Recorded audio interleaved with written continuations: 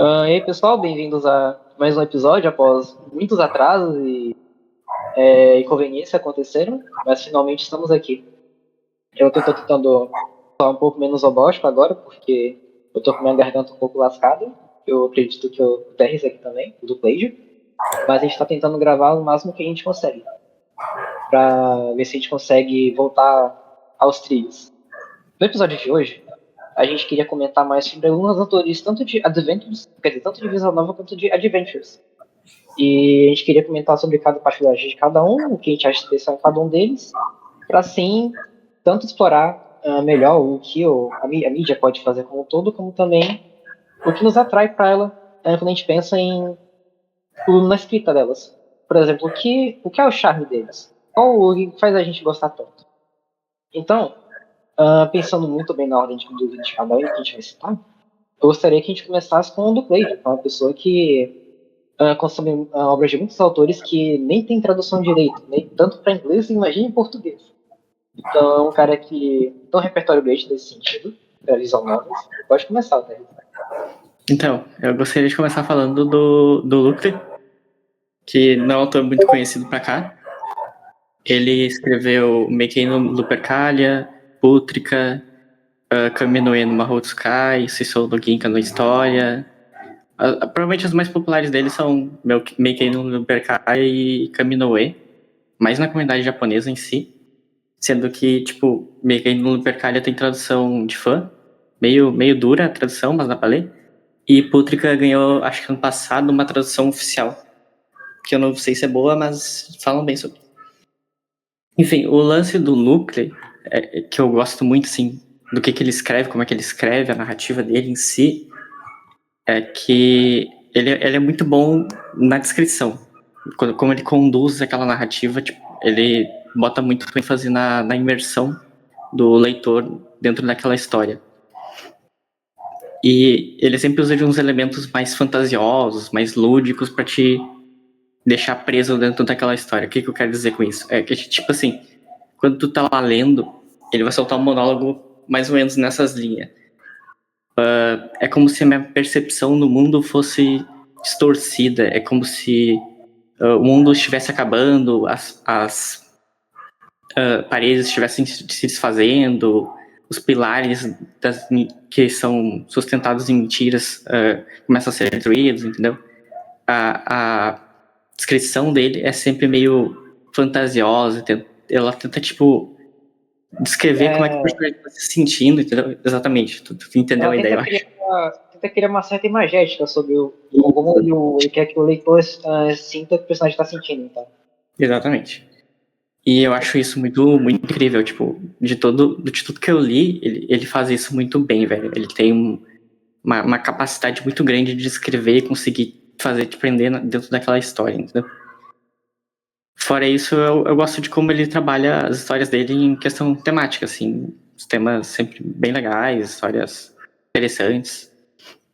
Talvez não tão complexas, meio simples, às vezes, mas funciona.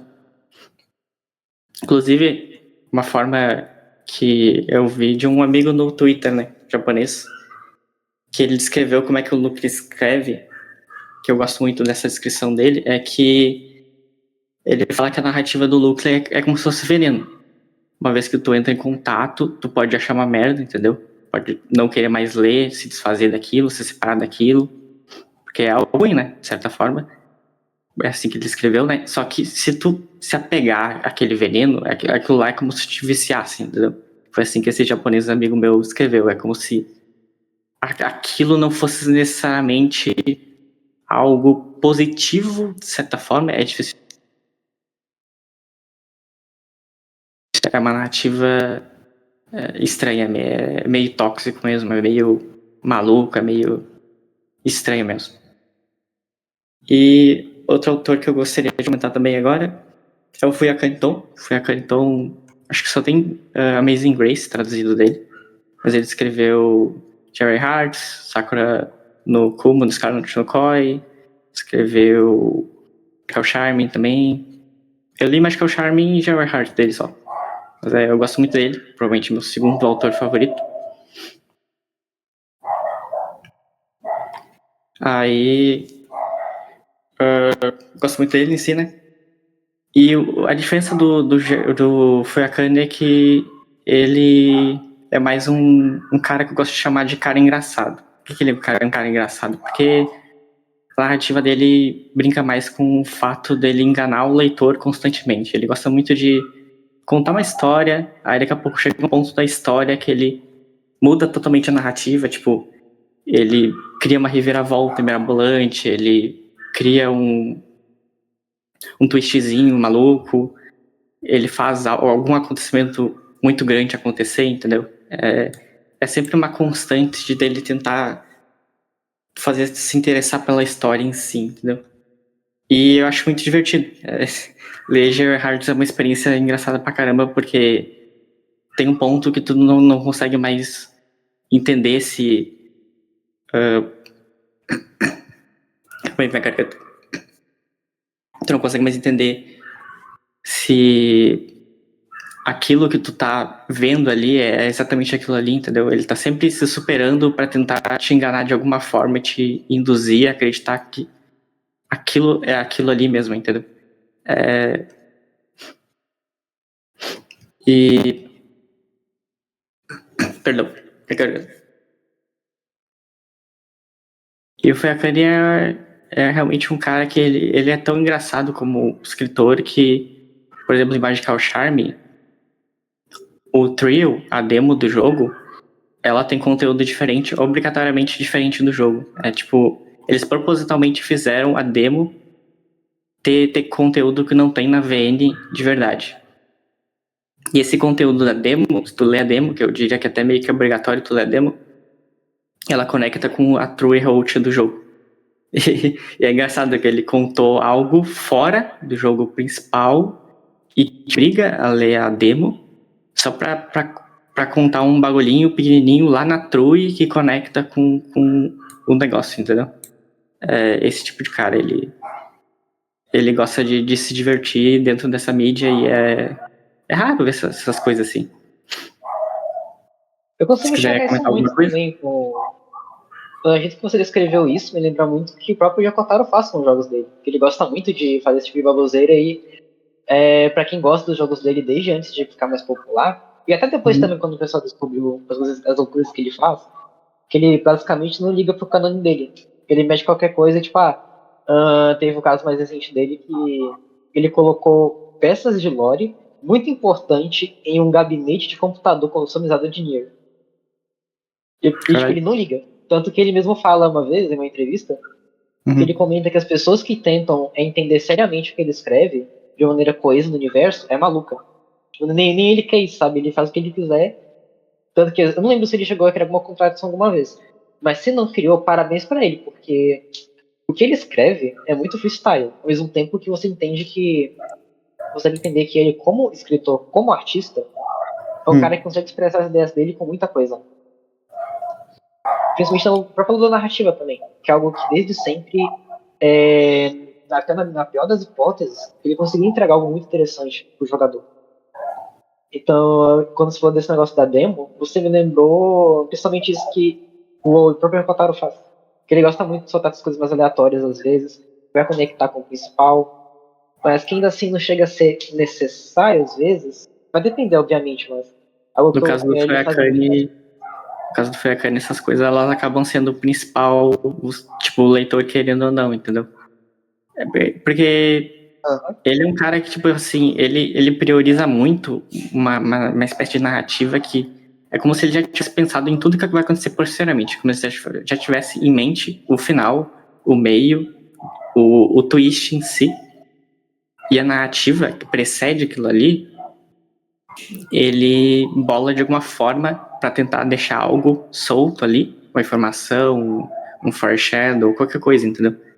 Que o leitor pode pescar aquela informação ali e quando ele chegar no momento, tá ligado? O leitor pode pensar, caralho, aquilo faz sentido mesmo, tu já deixou essa informação solta em algum canto, entendeu? Ele prioriza muito isso, ele se dedica muito a esse ponto, por assim dizer. Ele é bem legal essa parada. Saquei. Às vezes ele te engana, né?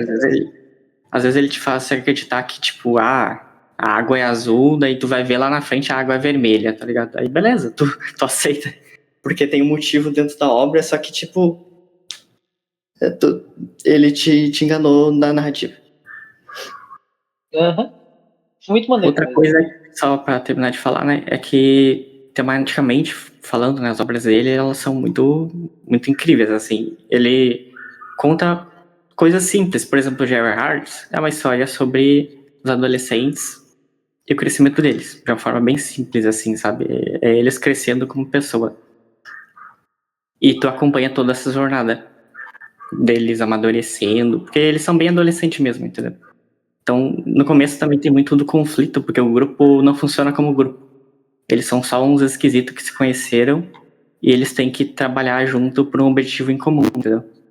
Então, tipo assim, o Vel, ele não encaixa no grupo porque ele é o lobo solitário da vida e ele quer fazer tudo sozinho e ele acha que consegue resolver tudo sozinho, entendeu?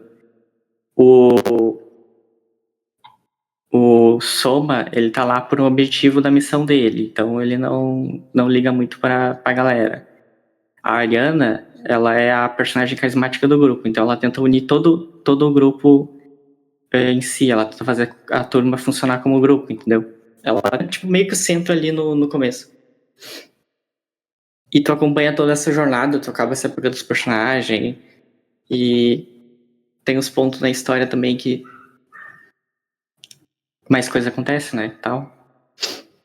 Ele também é um carinha... Ele também é um carinha que gosta de botar sentido nas palavras. Ele tem um vocabulário muito grande, até bizarro, assim. De tudo que eu li, provavelmente só o Naso e o Masada tem um vocabulário no nível dele, pra te ter uma ideia. É nesse naipe. Tu tá lá lendo de boa. Informação curiosa. Tu tá lá lendo de boa, aí ele solta uma palavra budista específica pra caramba, simplesmente porque ele quer usar. Ele é esse tipo de pessoa. Aí daqui a pouco tu tá lendo lá. Lembrei do dia que você chegou a comentar que do nada apareceu a palavra garimpeiro. Sim. Tem uma palavra brasileira, portuguesa no caso, em Jerená. Eu acho engraçado. Aí daqui a pouco ele solta um termo médico, daqui a pouco ele solta infodump sobre pedras preciosas, no caso gemas, né? É um cara realmente que se diverte escrevendo. Bom, agora que o Duclage aqui citou dois autores, o Skanda, você citaria também citar dois autores que você gosta muito? Ou que você gostaria de acrescentar? Pode. Relacionado diretamente com Visual Novels e Adventures, eu quero puxar um autor que normalmente é citado em discussões de videogame, que no caso é o Hideo Kojima. Para quem não sabe, ele fez dois Adventures, no caso o Snatcher e o Policenauts. O Snatcher, que saiu para o Sega CD inicialmente, e o Policenauts, que foi sair pro Saturn, pro PS1 e etc, até para PCs da época. E também tem o Zone of the Enders do PS2, que dependendo de quem aborda e dependendo da perspectiva, dá até para considerar uma visual novel, um adventure em algumas sequências. Mas enfim, por que eu quero abordar o Kojima em específico? Porque para quem jogou o Metal Gear, o Death Stranding, principalmente os iniciais, isso fica até um pouco mais claro, muito do esforço do Kojima é trazer uma linguagem e referências cinematográficas para os jogos. Ele foi uma pessoa muito importante para a evolução do storytelling em videogame. E quando você pega como exemplo o Snatcher, ele claramente é muito inspirado em Terminator, Blade Runner. Ele faz até algumas referências ao The Invasion of the Body Snatchers, nos anos 50, no tema que ele trabalha. E outra característica interessante do Kojima, que também se transpõe no Snatcher, é a facilidade e o tato que ele tem para pegar alguns temas, algumas discussões políticas da época e trazer para o jogo de uma maneira que seja bastante clara e bastante correlacionada com o período em questão.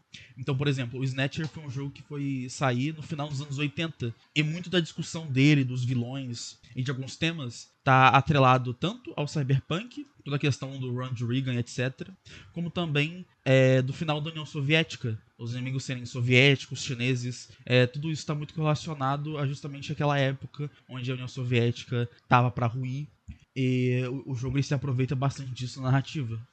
E para além da própria narrativa e de alguns certos temas, tem toda a produção do jogo, a estética, o set piece, que é claramente inspirado também nessas obras, e é um reflexo direto da abordagem que o Kojima escolhe ter em seus jogos.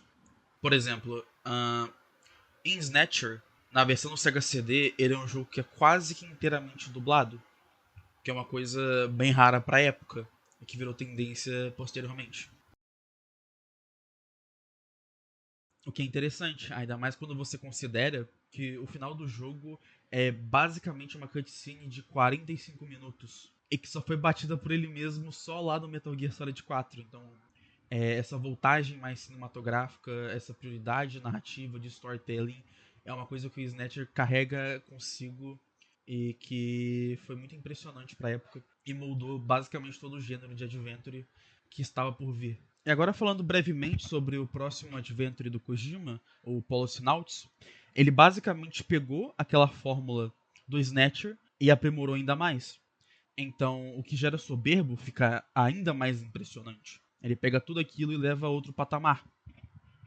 E o Policenauts é um jogo interessante porque ao invés de pegar aqueles temas dos anos 80, ele se apropria de alguns temas da época, principalmente na visão japonesa dos anos 90.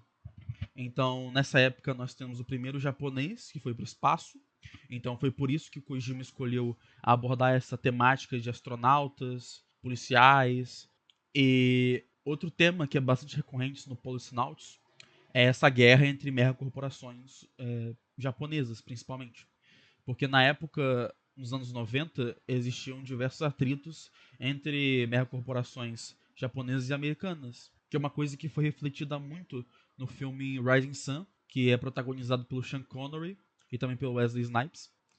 E o Kojima disse em uma entrevista que ele se baseou muito do jogo nesse filme em específico, até na dinâmica de body cop. Inclusive outra referência bacana de ser citada é Máquina Mortífera. O protagonista claramente é inspirado do Mel Gibson nesse filme e o próprio parceiro dele, né, que é claramente inspirado no Danny Glover do mesmo filme. Então, novamente é uma mistura de cinema norte-americano empacotado nessa nova narrativa que discute temas da época em um jogo de videogame. Então, o Kojima ele tem esses tropos, ele tem essas maneiras de contar uma história que vai ser refletida nesses dois adventures. E assim, caso você nunca tenha jogado, quem esteja ouvindo esse podcast, eu recomendo fortemente porque são obras que modificaram o storytelling dessa mídia e que valem com certeza muito a pena serem jogados.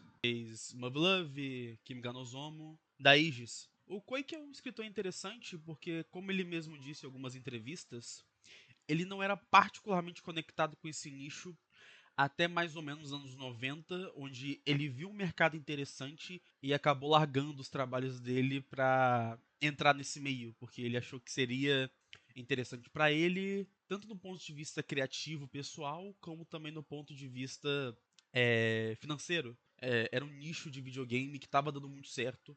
Ele chegou a trabalhar em algumas companhias grandes da época, mas vendo que o meio doujin estava crescendo, ele acabou criando uma empresa com outras pessoas e a gente tem a Aegis que a gente conhece até hoje. E uma característica que eu gosto bastante dos trabalhos do Kouki, que eu consigo ver tanto em Kimi ga no Zomo quanto em Love Love, é a habilidade que ele tem em conseguir conciliar diferentes tons e gêneros para criar uma história que, para quem tá de fora, pode parecer estranho, mas se você lê, você percebe que existe uma coesão ali dentro e que a maneira como a história foi contada faz muito sentido. Então, no Kimi ga no Zomo tem essa transição de Hong Kong mais padrão para uma coisa um pouco mais pesada, em coisas que eu não tenho muito interesse em dar spoiler agora. E no Love Love você tem aquela estrutura, que inclusive ele disse em entrevistas que se baseou muito na trilogia principal de Dragon Quest para compor, onde você começa com aquele Hong Kong, naquele estilo, e por mais que não pareça tão útil assim para as partes posteriores, muito do que vai ser trabalhado posteriormente, ele coloca alguns foreshadowings, algumas piadas que vão ser trazidas depois, ressignificadas, para aumentar o valor dramático de algumas cenas mais pesadas no Unlimited e no Alternative. O que eu queria até acrescentar, eu acho que o Sky, eu acho que o Hulk, foi mal. Sendo bem sincero, ele fez algo com o Move Love que é irreplicável hoje em dia. Eu acho muito. É muito insano pensar que o próprio Move Love, não sei se vocês sabem, mas o Hulk, em um momento da história, teve que vender a casa dele para conseguir a música do pessoal da Jam Project. Ele comentou, salvo engano, isso no servidor dele. Então, dificilmente eu vou achar essa informação. Mas ele chegou a fazer isso para ter música da Jam Project no Alternative. E o próprio jogo em si, ele tem jogos mais bem produzidos que eu já vi, tipo, desde que comecei a ler visual novel. É muito bem produzido mesmo. Todo clique tu vai ver alguns sprites se movendo, personagens com movimento de câmera, sprites diferentes, tu vai ver... ele parece muito um anime, tanto que até a própria UI do jogo é mínima. Então, as lutas de mecha, os mechas eles se movem com os sprites e são movimentos naturais. É coisa que parece animado, mas não é animado. Eles estão fazendo uma jogada inteligente com os sprites. Tanto que Movie Love é um jogo muito caro de fazer. Não à toa, hoje em dia a empresa está sob outra liderança. Ela prefere investir em gacha, etc., que é mais lucrável. Mas ela desistiu de fazer visual novel com Movie Love porque era muito caro. E realmente dá de ver como é que é caro. Naquela época, em 2006, eu não consegui acreditar que era de 2006 Movie Love. De verdade. Eu não consegui, cara. É um jogo muito bem produzido. Então, soma esse valor de produção, soma a performance dos dubladores, que eram excelentes, soma também a própria narrativa, que foi muito bem planejada. Algo insano você pensar que o autor ele planejou mais de umas 70, 80 horas da vida dele em um projeto só. Então, pensa assim, se vocês forem jogar, principalmente Movie Love, que é um clássico, e merece status de ser um clássico, tenham em mente que é uma obra única. Vocês não vão ver algo semelhante a Movie Love tão cedo na vida de vocês. Isso eu garanto. É uma experiência muito única mesmo. E um autor que vale a pena ser reconhecido. Tanto na visual novel quanto fora. Você não pode ser fã de visual novel, mas ele se distancia tanto pelo fator de produção que até pra quem não gosta tanto pode valer a pena. Porque lembra muito mais um anime, apesar da quantidade enorme de texto, do que a própria visual novel em si, que é mais parada, ou quando a pessoa se pensa em bloco de texto e tal. Não, o Groove é muito ativo, muito mesmo. É uma coisa, assim, surreal mesmo. Então, pra ser mais delongas, e você, Só Bernie? pra Quem você gostaria falar de algo citar? aleatório. Só pra Tá, falar algo diga. aleatório aqui em relação a isso, né? Tu falou de produção muito absurda, né? Cara, eu acho que Aham. Mahoyo encaixa bem nisso. Claro, é uma visual novel muito mais recente.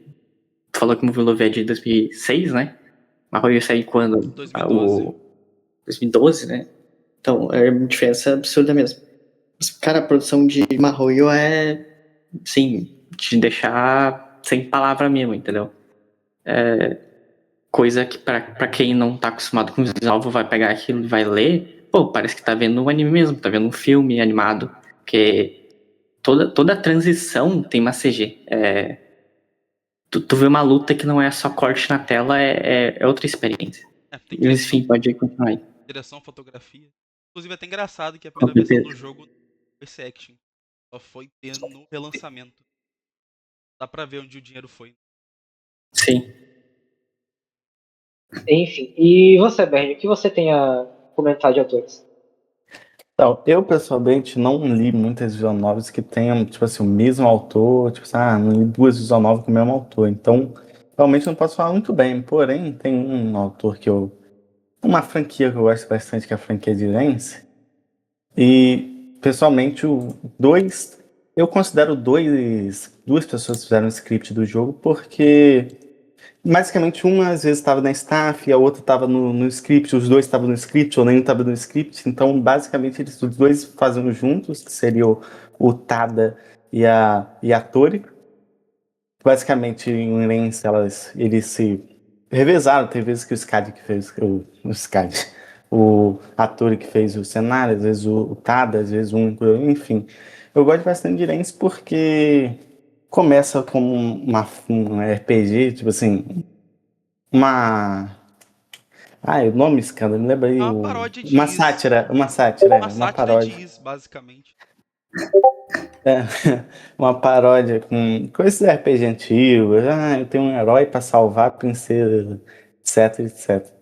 Aí, basicamente, o Lance 1 é o cara ele tentando salvar um menino que foi sequestrado. Aí você pensa, ele tenta, nossa, ele é o herói. Só que, na verdade, o Lance é um babaca, né? Ele tem uma escrava lá, assim, ele só abusa dela o tempo todo. E de qualquer outro personagem que aparece. No 2 é basicamente só paródia mesmo, não tem nenhuma escrita valiosa lá, mas só jogo de zoeira mesmo. Não tem nada assim absurdo. Bem curtinho os primeiros.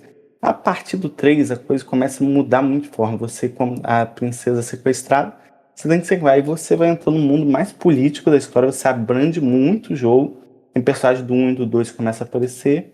Você vai abrangindo muito mais o jogo, expande muito o universo, que eu gostei, porque não ficou tão paródia, ainda tem seus momentos de comédia, mas ainda assim com muita história mesmo. No 4, também você expande mais ainda com personagens que apareceram antes. Aí você 4.1, 4.2, que é basicamente só jogos extras, com uma historinha pequenininha, bobinha, praticamente o 1 e o 2 menor. E você tem um grandioso, né, que é o Kid Kourens, que fechou a trilogia não, a saga original da franquia, porque você tem um lance antigo, 1, 2, 3, 4, 4.1, 4.2, e você tem o Kid Cole. No Kid Cole, basicamente uma ideia para terminar Reigns. O escândalo, não sei se ele tem alguma informação por que ele ia terminar, etc, que ele sabe mais dessa parte do que aconteceu por fora, mas basicamente eu acho que porque o Reigns... basicamente eles tinham muita história pra contar, só que eles não tinham certeza se eles iam diversos jogos diferentes. Então assim, vamos garantir aqui, fazer o Chico Prince. É, que foi uma ideia de todos, pessoal, todo mundo meio que foi juntando a ideia de todo mundo, eles fizeram essa coisa aí. Esse jogo aí. Tanto que, tecnicamente, era pra ser o último jogo deles, né? Era pra ser o último então. jogo deles, mas como deu muito certo, inclusive o Prince foi muito importante pra especificação de jogos japonês na época, a franquia acabou continuando com já vai ser outra timeline, né? Uhum. É, teve alguns retcons, etc. Ainda mais com os remakes, né? Sim. E basicamente o 5 é engraçado porque ele é só um jogo meio... Eu confesso que eu passei muita raiva naquele jogo, que é basicamente a sorte por RNG puro, que é literalmente uma roleta que gira virando. A história é ok, é legal, O só que tigrinho do o jogo... japonês. É o tigrinho, literalmente tem uma roleta girando, se você tem tempo de girar as roletas durante o evento da história, tu perde o jogo inteiro, tu pode passar É porque você não 4 jogou horas. nas horas bugadas, Bernie. Sinto muito pra Pô, você. cara, eu acho que esse é o pior design de dungeon que eu já vi no jogo. Inacreditável. Mas basicamente quando você entra no jogo, você entra porque todo jogo da Airsoft tem um Alice Mansion, que é uma tecla no início do jogo, aí você tem alguma interação com a Alice, que é a personagem do...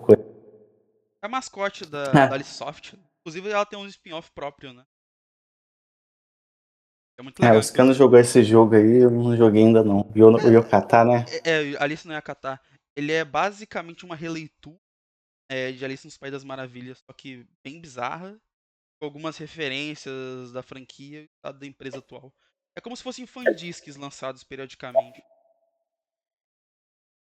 Basicamente no 5 ele fala que o 5, pelo visto, em Tada ele gastou muito tempo, tanto é que o nome do 5 é 5D, porque foi o quarto plano dele, ele teve o 5 plano A, não conseguiu, 2A, aí ele ficou sem dinheiro, aí ele basicamente queria terminar o jogo, aí ele ia falar, eu fiz 5D bobinho, só que aí, se eu não me engano, teve outro jogo que é o Dayakuji, não é?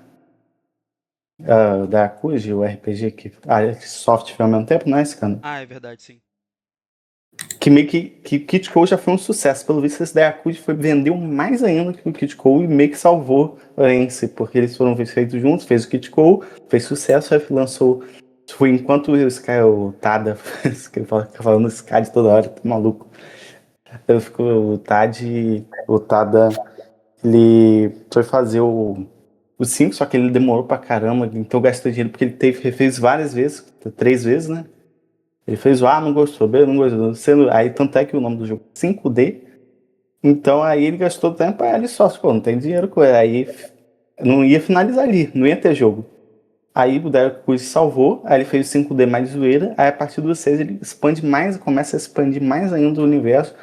E até eu, pessoalmente, eu não joguei o 8, 9, 10, mas falam que o World Building tem coisa que você pega lá do 1, que conecta até o 10 e basicamente, pelo visto, é uma releitura, entre aspas, do Kid Cole, que, né, você tem vários eventos do Kid Cole tem vários eventos, e basicamente você expande ele nesse 6, 7, 8, 9, 10, bem mais expandido. Tanto é que tá a piada japonesa que o Rense 10, se você joga o Rense 10, você nunca mais vai conseguir jogar nenhum outro jogo na sua vida, porque ele é tão bom, mas tão bom, ele fecha o jogo, a franquia é tão bom, pô. 14 jogos, se eu não me engano. Ele faz tão bem que quando você termina, você fala, pô, não tem mais o que eu jogar, eu zerei os jogos. Então, Eu posso até estar errado, mas tecnicamente falando, o Hans é a maior franquia da história também, né? Se pensar quando ela começou e quando terminou, em tamanho de Eu espaço acho de tempo que que teve o jogo. história contínua, principalmente, né, se considerar. Porque, por exemplo, Final Fantasy, cada jogo é uma interação diferente. É uma Sim, coisa sim. bem. É bem difícil ter uma história linear e durar tanto tempo assim. Por exemplo, o Is, que o próprio Rance parodia, de fato, a história do Adol passa no mesmo universo. Só que ela é meio cona, a timeline é meio quebrada, os jogos eles são mais individuais. E Rance não, né? Cada jogo leva a um acontecimento. E você tem algum elemento deixado em aberto no segundo, terceiro jogo. E de vez em quando só volta no 8, sabe? É realmente uma coisa. Só Trails for fazer isso logo bem depois, lá em 2005. Realmente o Rance é muito fora da curva, né? não, e quando se fala isso, muita gente não conhece tal, aqui no Ocidente. Pô, a Rensei é uma das franquias mais influentes no Japão. E não é brincadeira, o pessoal vê, protagonista rape, coisa assim, nossa, é um jogo tão bobo, tão errado, mas, pô, tem um monte de jogos, basicamente, a ficção atual japonesa é basicamente Rensei. Tanto é que o Mushoku Tensei, ele é claramente baseado e o próprio autor, ele disse que ele era super fã de Rensei. Tanto é que tem uma personagem específica, que é uma elfa, que ele também tinha uma personagem de Kid Cole. Tem literalmente a mesma maldição, é a mesma maldição. E o design é até parecido. Inclusive, até para facilitar nessa explicação do porquê que Hans é tão influente, é bem simples na verdade. Pensem que enquanto surgia Final Fantasy, Dragon Quest, né, que eram RPGs mais tradicionais, Hansi, ele foi a primeira obra a fazer uma paródia desse tradicionalismo do RPG. Então, por ele ser o primeiro e por ser contínuo e sempre vendendo mais e mais ao decorrer da franquia, pensem que ele é muito importante para definir vários dos tropos que a gente tem hoje de como parodiar um JRPG. Ele é muito antigo, Então, né? Foi de tanto a 89. questão por exemplo, vai ter o protagonista um cara vagabundo, oportunista, aí vai ter as heroínas dele que não estão lá porque não são fiéis escudeiros, estão lá porque ou ele comprou ela como escrava, ou tá lá porque o filho da puta tá devendo um favor, sabe? Esse tipo de tropo que a gente vê em animes atuais de fantasia que tentam fazer essa paródia, já vem de Hanzo. Porque o Hanzo foi um dos primeiros a fazer isso, é muito popular no Japão. Então, mesmo ele nascendo de eroge, o jogo erótico, ou coisas que não fazem parte desse mercado acabaram bebendo no mesmo lugar.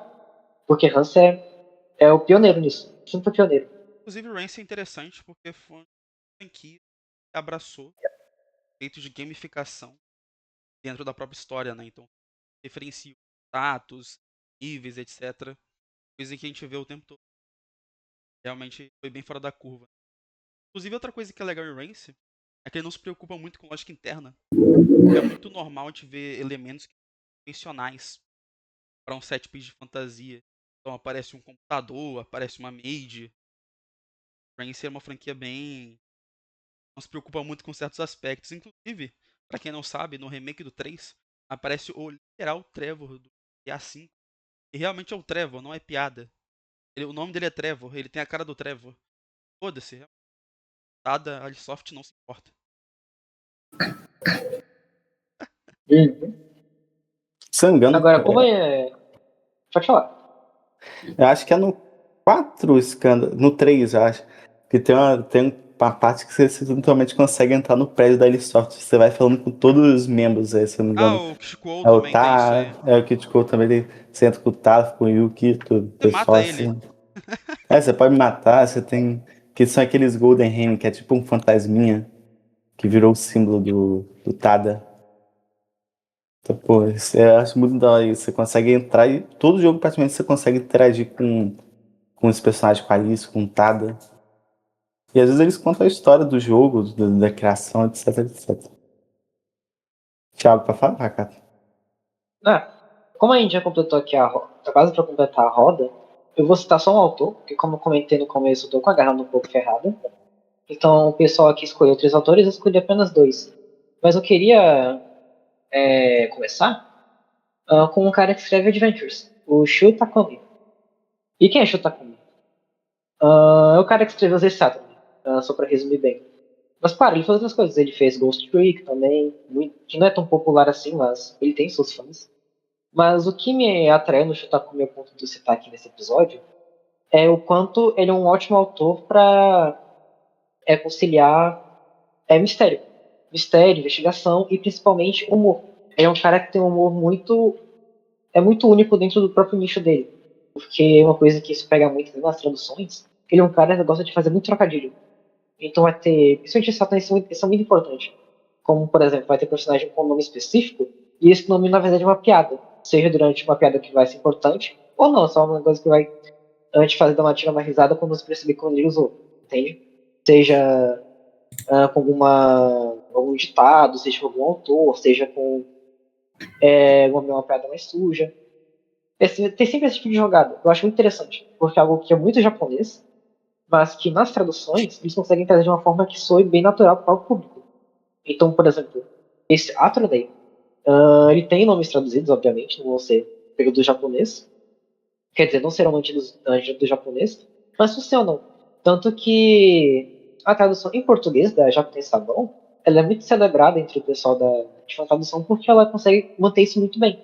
E olha que ela traz o jogo para o público brasileiro até no estado que o jogo se passa, e no país, que se passa no Brasil, pelo texto. Mas é um negócio que no fim não importa tanto, sabe? Mas todo mundo tem imersão.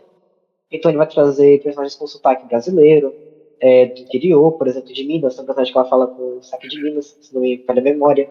Vai ter personagem com trocadilho, por exemplo, deixa eu pensar qual era. O advogado que você enfrenta no primeiro capítulo do primeiro jogo. É literalmente toma as dores. Que ele toma as dores dos outros. Tem esse trocadilho que é bem antigo, muito popular também. Então é um cara que, nesse sentido dos trocadilhos e piadas, eu acho ele um cara muito genial. Que é um dos caras que eu vejo que ele faz isso com bastante consistência. E com uma consistência boa. E tirando isso, o que mais ele tem? Eu comentei mais cedo os mistérios. Isso é algo que, pensando no primeiro Saturday, na versão de Game Boy Advance, foi onde saiu o primeiro jogo, você tem 4 casos. O primeiro caso mais um tutorial, o segundo já é um caso mais sério, tem o terceiro, que também é muito bom, mas eu queria destacar o capítulo 4, que ele é o mais longo deles, com mais ou menos umas 7 a 8 horas de duração. Esse caso, ele não só põe tudo que você aprendeu em jogada, como também ele tem uns twists muito absurdos mesmo, que eu penso, cara, como é que ele conseguiu pensar nessa história do começo ao fim contar dessa forma? Ele tem um certo talento que eu não vejo tanto em outros autores, que é justamente essa a habilidade de pensar o todo e quando vai contar a parte, ele espalha em várias partes também. Ele conta parte por partes. É muito estranho colocar dessa forma, mas essas partes que estão espalhadas, ele vai contando, vai montando elas como se fosse um quebra-cabeça. Quando chegar no final, você entende o todo. Você só entende esse todo quando você percebe que, na verdade, você está dando parte de partes. É muito estranho, mas é algo que eu gosto muito dele. É uma coisa que ele manteve muito tempo. Ele já é muito famoso por isso também. E eu também queria destacar muito o último jogo que ele fez, se não me falha a memória, que é o The Great Saturn. São 2 jogos, são muito grandes. Então, a partir do The Great, ele já puxa muito do collab, que jogo collab que teve entre Professor Layton e Saturday. Então você tem, por exemplo, vários júris, você tem um ambiente 3D, e você pode. E você tem uma separação entre a investigação e o própria corte. Nos primeiros Saturday, você vive alternando entre sair da corte e investigar mais. Aí você entra na corte, sai e investiga mais. Geralmente são 3 sessões assim de cada. É até por isso que eram longos. Em The Great, não. Você tem apenas metade do jogo, metade do capítulo, no caso, para investigar, e a segunda metade, Deus seja o que quiser, sabe? Dentro da corte.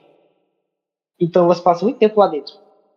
E o que eu mais gosto dele é que ele pega tudo isso que eu falei, de você jogar em partes por partes, e soma isso tudo, é um jogo de 100 horas, se você contar o segundo jogo. Ele é um jogo imenso mesmo. Então, The Great, o The Great, o nome, não é à toa. É um jogo realmente gigantesco. E ele é muito bem planejado, muito mesmo. É o tipo de coisa que eu pessoalmente olho e falo, cara, ele fez o jogo da vida dele, é isso aqui? Que, cara, isso aqui do dia que vier, não. sabe? É um negócio realmente muito absurdo. Além do fato de trazer personagens da literatura britânica, como o próprio Sherlock Holmes, que no jogo é Sherlock Holmes. Tem uma paródia da Natsume Soseki, que é um autor muito popular no Japão, que ele escreveu Eu Sou um Gato, que é muito popular também para a cultura japonesa.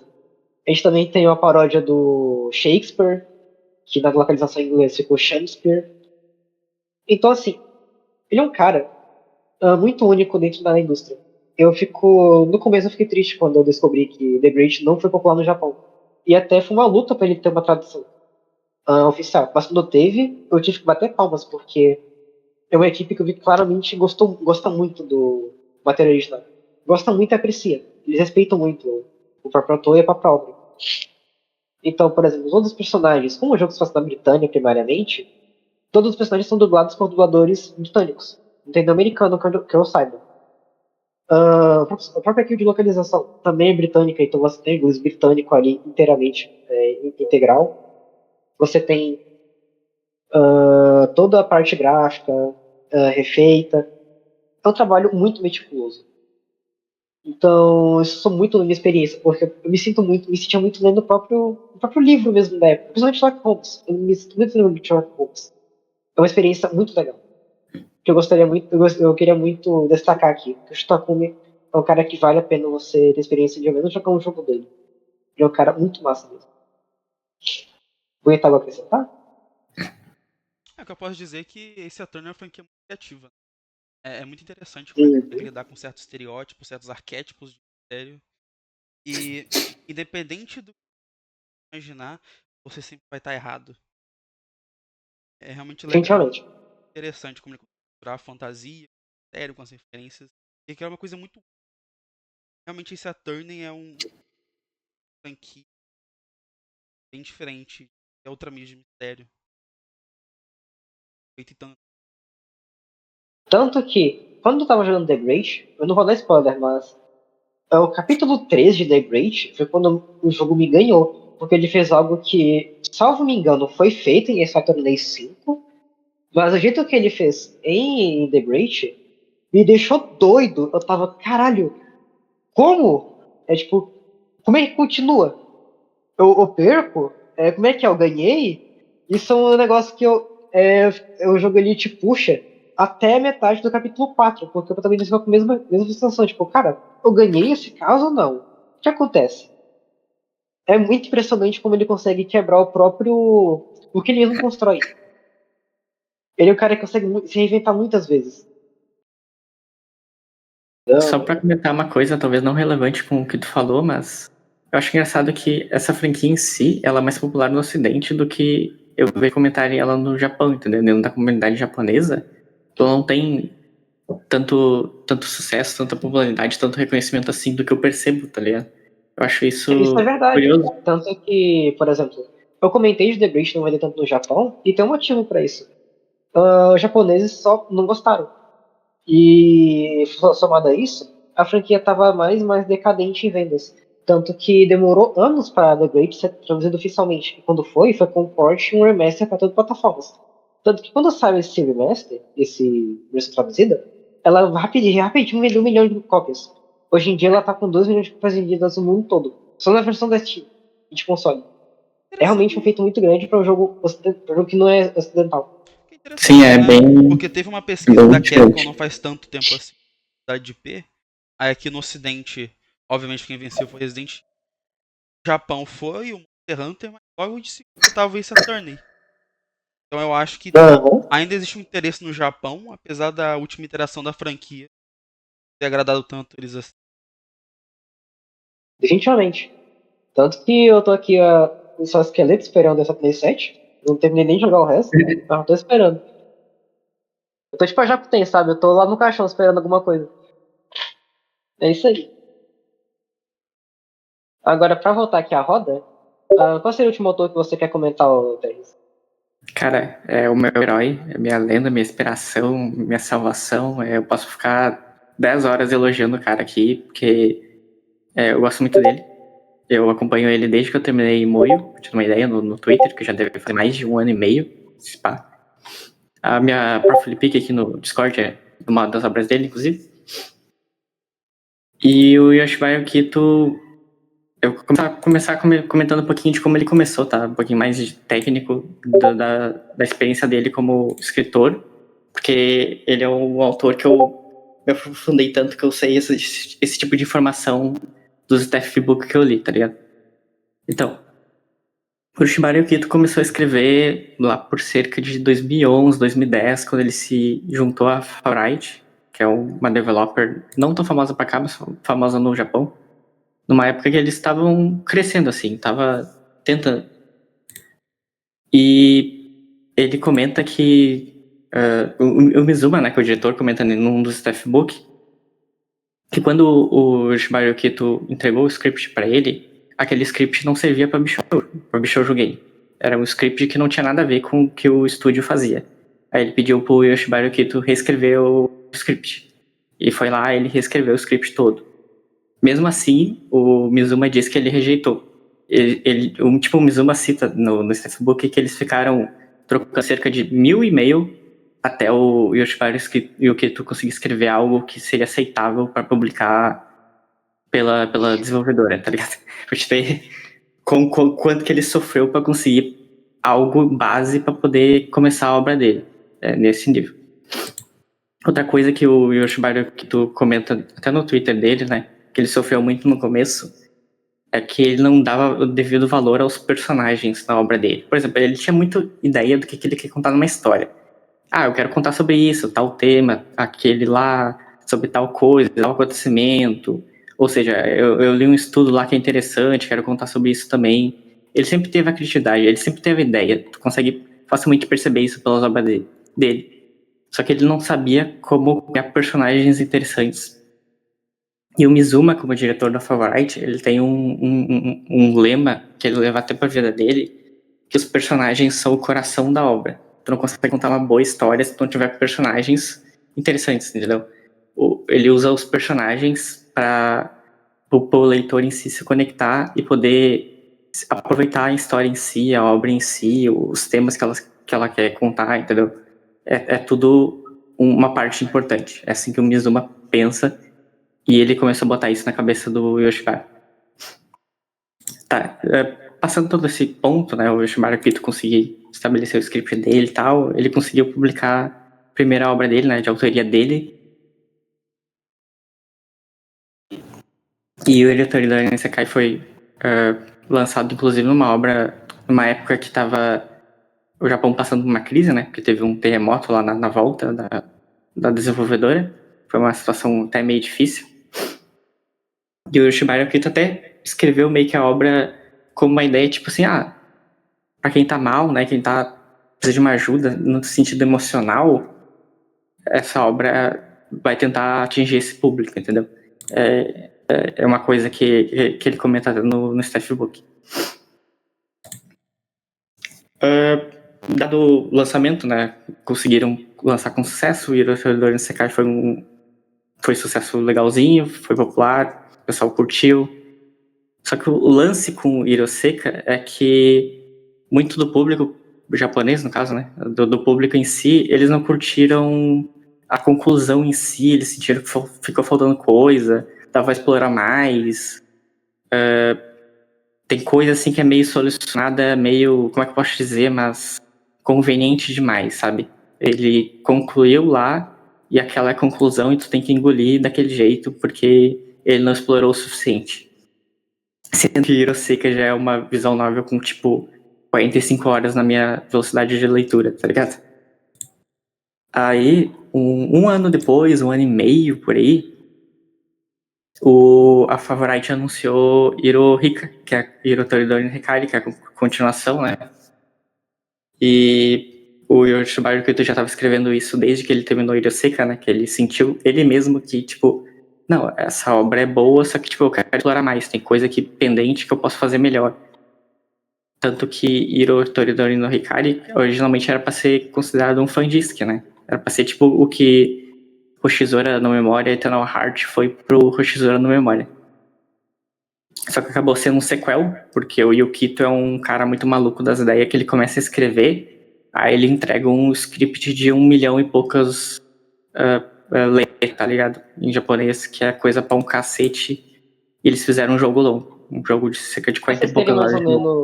mais ou menos uma ideia de quanto isso é, pensem Oi? assim, White Shogun 2 tem mais ou menos 1,6 bilhões de caracteres. Então é muito mesmo, sabe? É muita coisa, velho. Esse cara, tipo, eu acho mais engraçado ainda que ele conseguiu escrever tanta coisa em um período de, tipo, 1 ano e pouquinho. Não chega nem a ser 2 anos, né? 1 ano e pouquinho. Aí eles conseguiram, né? Conseguiram, deu tudo certo, lançaram o Itoridori no Hikari. E Itoridori Hikari é onde tu percebe pra que o Orochimaru Yukito veio. É onde tu começa a entender melhor ele como escritor, porque até tematicamente as obras dele, a obra em si faz mais sentido. Então ele deixa tudo mais palpável. Por exemplo, em Itoridori Hikari, um dos temas principais da obra é o poder das palavras. E como é que ele expressa isso por meio da narrativa dele? Ele já faz isso desde Hiroseki. Só que em Itoridori Hikari isso fica mais entendível, fica mais fácil de compreender. E os monólogos em si, eles melhoram. Eu vou dar uma lidinha aqui bem rápido, por exemplo, em um desses monólogos. As palavras são magia. O mundo é feito de palavras. O mundo individualmente de uma pessoa muda. Talvez todos nós estejamos procurando por palavras que sejam capazes de mudar a nossa própria vida. Entendeu? Ele dá muito esse ênfase de tipo, cara, o que tu tá dizendo, se expressando aqui, ele é importante pra tua vida. É algo tematicamente importante para a obra. Não só isso, como ele melhora muito a narrativa no sentido de escolha de palavras.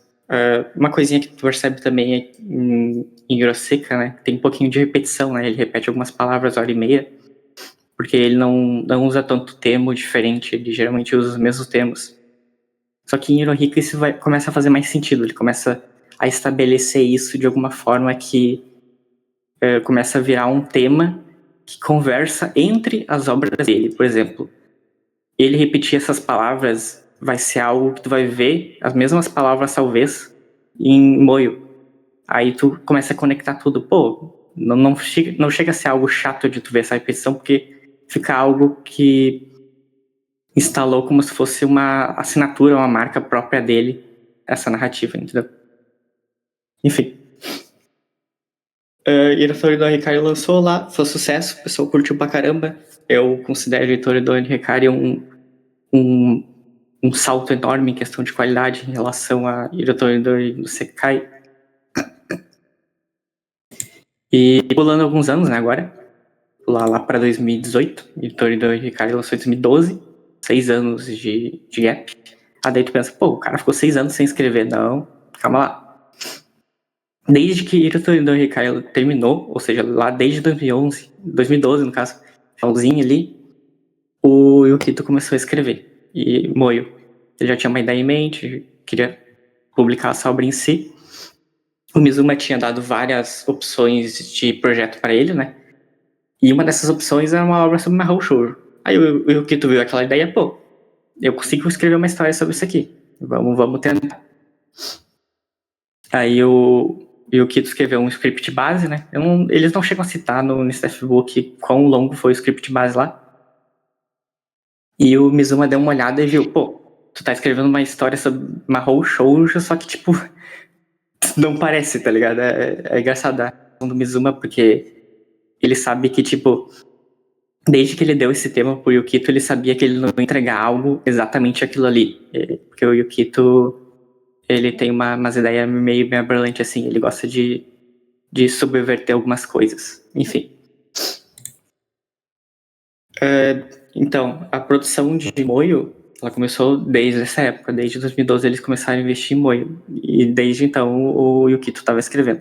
Ele mesmo fala que ele ficou, tipo, muito tempo, muito esforço para escrever essa obra, porque é muito complicada, ela demanda muito esforço, não só dele, como da Steph como um todo, que é um projeto muito ambicioso, tipo, tanta ambição nesse projeto que se tu for pensar em botar isso em prática pelo um estúdio menos orçamento, uma staff menos crass, acabaria sendo uma bosta. É nesse naipe. Tanto que dizem que se o Moyo não vendesse bem, o estúdio ia fechar, não ia? Sim, a Favo tinha fechado, exatamente. Eles botaram tanto recurso que eles tinham exatamente fechado se não tivesse dado certo. Inclusive, eles contrataram até gente de fora pra CGs de background, essas paradas. Isso é um fun fact aí que fica pra ti. Enfim, sobre Moyo, né? Moyo é o ápice do Yoshibari Okito pra mim. Ele fez outra obra depois, que é Kinseka, que eu não li ainda, mas não vou entrar em detalhes justamente porque eu não li.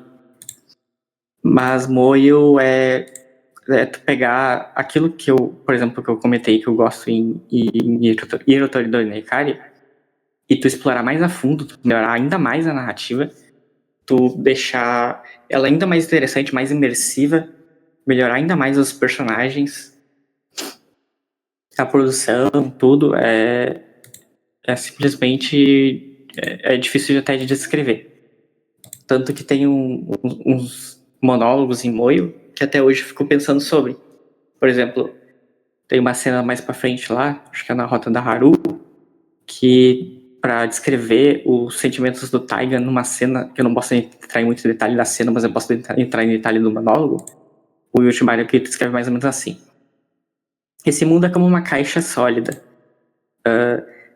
Nós somos forçadamente trancados dentro dela. Alguém invisível bota uma tampa na caixa. E então tranca firmemente a caixa. Várias e várias vezes. Tanto por fora, tanto por dentro, ninguém consegue abrir a mesma. E então o mundo acaba. Ou seja, o que ele quer dizer com isso? O que essa frase, essa narrativa, esse monólogo quer dizer? É exatamente isso. É tipo assim, o Taiga, nessa cena, é como se ele estivesse dentro de uma caixa e essa caixa é o mundo dele. Só que alguém de fora vem e tampa essa caixa. Alguém invisível, alguém que não existe necessariamente, entendeu? É como se uma força invisível, é como se o mundo em si estivesse punindo ele, trancando essa caixa de uma forma que ele não consegue se libertar. Só que a caixa é o mundo dele. A partir do momento que ela é fechada, ele não tem mais nada, ele não tem mais nada pra se prender, ele não tem mais nada pra acreditar. Ele tá preso dentro de uma caixa fechada, tudo aquilo lá é escuro, ele não existe salvação, de certa forma. É algo muito forte, porque funciona bem pra caralho nessa cena que eu tô descrevendo, só que infelizmente eu não posso dar detalhe da cena. Enfim, o Yukito, ele tem uma habilidade muito grande de conseguir escrever bem, por meio dos monólogos, da descrição, e sim os sentimentos. Até porque ele, como autor, né, esse é mais pessoal, que eu vou entrar em detalhe dele agora. Ele tem depressão, né, ele já falou várias vezes sobre isso. E ele é um cara que ele se considera muito solitário, ele não tem medo de falar isso. Tanto que esses dias ele tava publicando lá no Twitter algo que eu achei até meio engraçado, meio cômico, parando pra pensar, mas que faz muito sentido quando eu penso sobre ele como autor. Que ele foi lá numa aquelas apresentação de fogos de artifício, sabe? Tem bastante no Japão. Só que ele foi sozinho ver lá. Só pra ver os fogos de artifício estourando mesmo. E ele disse que achou muito legal, né? Inclusive ele tava lá no fundo e viu de relance um casal, né? Aí nisso ele começou a comentar nesse tweet que, pô, eu também queria ter alguém junto comigo lá, não precisava ser um par romântico, né? Mas pra apreciar aquela vista comigo, porque ele tava sozinho. Só que ele mesmo fala que talvez seja justamente porque eu consigo apreciar aquele casal vendo a explosão de fogos de artifício, que eu consiga ter essa linha de pensamento, que eu consiga pensar dessa forma, que eu consiga pôr esses sentimentos em palavras. Ou seja, é justamente a minha solidão que me deixa capaz de conseguir escrever a história que eu tô escrevendo, entendeu? É essa a conclusão que ele chegou. E esse tipo de coisa diz muito sobre ele, porque ele é esse tipo de cara. Ele bota a experiência dele atrás de palavras, é como se ele estivesse gritando como ele se sente nessas palavras. E é algo que não é tão simples assim para mim escrever. Eu tenho dificuldade para tentar explicar essas partes. Se quiser ter uma dúvida, quiser perguntar algo, quiser comentar algo, que a minha voz Não, eu aqui tá acho morrendo. pessoalmente, pra mim, eu acho que ele entender perfeitamente até, cara. Pois é. É uma coisa que eu acho que. Eu acho que você ficou muito bem, na verdade. Interessante, né? Bate Eu fidelidade. particularmente nunca li nada do autor, mas parece uma pessoa bem singular, né? Sim, Reflete na obra. ele é realmente um cara incrível. Claro, eu não diria que, tipo assim, acho que todo mundo vai ter um ponto, né, que tu pensa, pô, o cara tá falando como se ele fosse Jesus, né, o cara tivesse inventado a roda da vida. Só que eu consigo compreender quando alguém chega numa obra dele e não gosta, acha uma merda, porque eu não acho que eu consegui apreciar aquela narrativa, quer dizer que ela é a melhor coisa do mundo, entendeu? Então, as opiniões vão se divergir em algum ponto, vai ter gente que vai achar as obras do Yukito repetitivas, até porque ele pega um certo tema e trabalha de novo em outra obra, entendeu? Se tu lê Hiroto no Hikari e lê Moyo, tu vai ver que certas coisas vão conversar entre si entre as obras. As duas obras. Só que não necessariamente quer dizer que eu tenho uma conexão entre as duas. Não por enquanto, né? Ele tweetou algo lá que tá planejando algo que vai, de certa forma, conectar todas as obras dele, né? Eu tenho uma ideia também do que é, só que por enquanto é algo que só existe no papel. É até meio difícil para pensar ele botar isso em prática, porque quem seca não é da Favorite, é da Frontwing. Então, tipo, como é que ele conectaria uma obra num universo que não é nem da mesma empresa, tá ligado? É problemático para pensar. Ainda uma de Okotaro, né? Vai dar uma Pois é. de Saga, né? Basicamente. Enfim, tem mais algo a comentar, Pedro? Cara, fora os monólogos dele que eu posso ficar lendo aqui, não tenho não. Porque acho que já falei tudo que eu queria por enquanto. Bastante, né? Que é bastante já Então, também. pra continuar aqui a roda, e você, Iskander? Opa, ótimo. Aqui canal, só que eu não consigo me conter. Ainda mais com essa temática de podcast. Obviamente, eu estou falando do Kinoko Nazo. Sim, eu vou ter que trazer ele à mesa. Bem, o que eu posso citar desse autor que ainda não foi dito? O Kinoko Nazo, ele começou a escrever de fato depois que ele viu o filme do The End of Evangelho no cinema, onde ele acabou se motivando a começar a escrever. Essa obra em questão que ele escreveu foi a primeira versão do Mahotsuka no Yoru. A obra essa que, posteriormente, depois de muito tempo, ia ganhar uma versão tanto em light novel como em visual novel, como teve em 2012, posteriormente com o relançamento que a gente tem nas plataformas atuais para poder ler e jogar. E desde essa obra ele já tinha com ele o seu principal parceiro, que é o artista principal da Type Moon, que é o Takeuchi. Muito da prática inicial que o Naso teve como autor foi em livros, light novels e RPGs de mesa que ele escrevia com a ajuda do Takeuchi, onde o Takeuchi desenhava os personagens do Naso, o Naso criava os conceitos, a parte de coisas que ele se interessava. Muitas das obras dele são baseadas em diversas obras de fantasia urbana que ele gostava, como por exemplo o Boogie Pop, que é uma que ele constantemente se referencia em diversas entrevistas, e algumas outras ali da época dos anos 90. E essas inspirações ficam muito claras, né, quando você olha para Karana Kyokai, que foi a primeira light novel de fato que ele fez, mais completa, e a primeira visual novel, que foi o Tsukihime, que teve uma produção muito conturbada. Ele fez parte dela enquanto trabalhava. Muitos dos membros da staff eram basicamente amigos de trabalho. E no meio do projeto, para conseguir terminar, o Nasa ele saiu do trabalho e o Takeuchi continuou bancando ele para conseguir entregar esse projeto, porque era uma coisa que eles acreditavam. E, né, como todo mundo já sabe, deu muito certo. Eles acabaram tendo esse privilégio de conseguir focar 100% nessas narrativas. Mas bem, citando um pouco mais sobre especificamente as características desse autor, uma coisa que eu gosto bastante é a maneira como o Naso ele sempre repete certos tropos e certas estruturas de história, mas ainda assim nunca soa de fato repetitivo.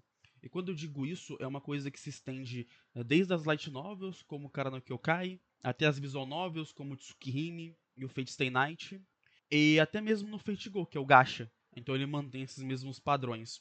E que padrões seriam esses? Muito do trabalho do Naso, ele faz calcado na construção temática que ele está trabalhando em determinada obra. Então, por exemplo, o Tsukihime, ele é muito sobre a efemeridade da vida. Então você tem o Shiki, que é um personagem que sofreu um acidente muito grave, e ele acabou criando um poder onde ele literalmente percebe que a vida é efêmera. Esse poder faz com que ele acesse a morte das coisas. Na visão dele, tudo tá para morrer mais cedo ou mais tarde, que é uma metáfora à própria condição desse personagem. E em contraponto a ele, nós temos Arcoide, que é uma vampira milenar imortal. Então existe esse contraste entre um personagem que ele enxerga a morte o tempo todo na sua frente, literalmente, e consegue com esse poder acessar essa morte, ao mesmo tempo que, por conta desse acidente, ele reconhece que pode morrer a qualquer instante, porque ele é um personagem muito doente, com uma vampira milenar que é virtualmente imortal. No entanto, apesar do Chique ter essa condição, ele aprende a aproveitar cada pequeno momento da vida, não de uma maneira hedonista ou algo do gênero, e sim de fato aproveitar cada pequeno momento. Enquanto a Arcoage, por conta da própria missão dela, ela nunca de fato aproveitou a vida. Ela sempre existiu, mas nunca de fato viveu. E muito da relação desses personagens é para trabalhar esse tema com essa dualidade. E é uma coisa que o Naso ele vai fazer em basicamente todas as rotas de Tsukihime, e isso vai se estender até nas outras obras dele. Então, por exemplo, dentro do próprio Tsukihime, na rota da Ciel existe essa mesma dinâmica, que se na primeira rota é mais trabalhada a questão dos vampiros, na segunda rota já tem um pouco mais de viés, um pouco mais de foco na parte da igreja. Então, todo esse tema da efemeridade da vida é trazido de novo, mas com uma roupagem diferente. A Ciel é uma personagem que, de fato, é imortal, mas tudo que ela quer é perder essa imortalidade. Ela quer ser mortal de novo, porque ela vê aquilo como uma maldição por um erro que ela cometeu no passado. O que é até interessante, porque como o foco principal ser a Igreja Católica, muito da temática é a expiação dos pecados, que vai conectar com o próprio Chique e no arco que ele vai estar passando nessa rota. E o que é ainda mais interessante, porque os vilões de Tsukihime, que são basicamente o Dead Apostles, eles existem basicamente para tomar a vida dos outros. Eles fazem de tudo para perpetuar a própria vida, não importa o que aconteça. Enquanto nós temos personagens que eles aprenderam a valorizar a vida justamente por ser efêmera. Então, esses tropos o Naso ele sempre vai utilizar. Quando você vai pro Fate, é exatamente a mesma coisa. Na dinâmica da Saber com Shiro, já com outros temas. Pro Fate Extra, igualmente. No próprio Mahou no Yoro, que é uma obra bem mais sutil nos temas que ela trabalha, são temas bem micros do que mais macros, como a gente vê em Tsukihime e Fate Stay Night. Aquilo lá ainda existe, aquilo lá é determinante para a dinâmica dos personagens, isso vai calcar a história inteira. Então, o Nado sempre se aproveita dessa maneira de se contar a história, ele vai sempre priorizar a construção temática alinhada a desenvolvimento de personagem acima de tudo. Então, muitas pessoas dizem que a Type Moon tem muita lore, muita explicação, muitas coisas, mas na prática mesmo, o que mais importa é esse desenvolvimento do personagem, é essa dinâmica entre eles, e também é esse tema principal que ele vai ser trabalhado em todas as rotas, em todas as histórias contidas naquele núcleo específico. Então, essa maneira do Nasa escrever sempre me cativa bastante, até mesmo no Gacha, onde, por exemplo, no primeiro Lost Belt ele tem todo esse paralelo do Salieri com o Mozart, onde ele basicamente vai repetir novamente essa dinâmica que, ao meu ver, é muito bem executada. E assim também, gente, essas coisas que você tá falando, ele tá falando da experiência dele consumindo as obras originais. Se você tentar basear como ele é como autor sobre as adaptações, eu sinto muito, sabe? E olha que interessante, as adaptações de Ufotable, em específico, elas são muito supervisionadas pelo próprio Kinoko Naso. Então, por exemplo, por mais que elas não façam jus a uma experiência completa da obra do mesmo, para quem já leu a visual novel, para quem já tem esse contato, tudo é muito condizente e tudo faz total sentido com aquela obra, ao ponto de serem experiências complementares. Então, apesar de tudo, eu valorizo bastante as adaptações. Pelo menos daí o Photable. O BW do Jim, por exemplo, é horroroso, então esse pode ignorar. E eu não recomendaria elas como porta de entrada, e sim como um complemento para quem já leu a obra original. Sim, sim. Tanto que isso é uma coisa que era muito pedido na comunidade de Fate na época, porque muita gente era bem divisível quanto à adaptação do Ufotable. E eu confesso que por um tempo, antes de eu ter interesse na nova, que ainda vou ler alguma hora, eu acreditava. Apesar de não ser tão opinativo quanto, eu pensava, nossa, talvez eles tenham razão. Até que eu conheci o Skander e comentou melhor algumas coisas outras, eu falei, ok, existe um ponto mesmo. É bizarro, assim, o cara faz referência a tudo. Quer acrescentar algo, Tess? Não tem nada muito a acrescentar. Ah, Porque dele, tecnicamente, eu só li Marroio, né? Não contar a adaptação. Mas Marroio pelo menos pela minha experiência, eu tenho um caso engraçado com Marroio. Mas uma coisa que eu sempre admirei, pelo menos em Marroio, que eu acho que ele acertou bastante, né? É como ele escreve as interações entre os personagens. Não diria que sou muito fã dos secundários lá, mas as interações principalmente do grupo principal, a Oxo, o Jiro e a Alice, cara, é muito interessante, sabe? Tipo, ele tem não sei a palavra certa, não é necessariamente carinho pelos personagens, mas tipo, ele tem uma facilidade de escrever aquilo de uma forma que não fica maçante, sabe? Não fica a desinteressante. naturalidade, né? Isso. Porque uma coisa que eu te garanto que qualquer pessoa que tá inserida nessa cultura mais otaku tá acostumada é ler interação, slice of life, porque eventualmente toda obra vai ter um pouco disso, sabe? É o elemento que usam pra te apresentar os personagens pouco a pouco. Só que isso em Marroio funciona, cara. É legal de ler. Pelo menos eu não acho que Marroio é maçante. Só que eu acho que ele descreve muito ambientação. As descrições dele não encaixam naquilo que eu gosto, que eu mencionei do Lucre, que eu mencionei do Kito, do Fuyakane, que é algo mais fantasioso, mais lúdico, sabe? O Naso, ele é mais concreto, ele é mais direto, sabe? Ele começa a descrever uma mesa, ele escreve a mesa.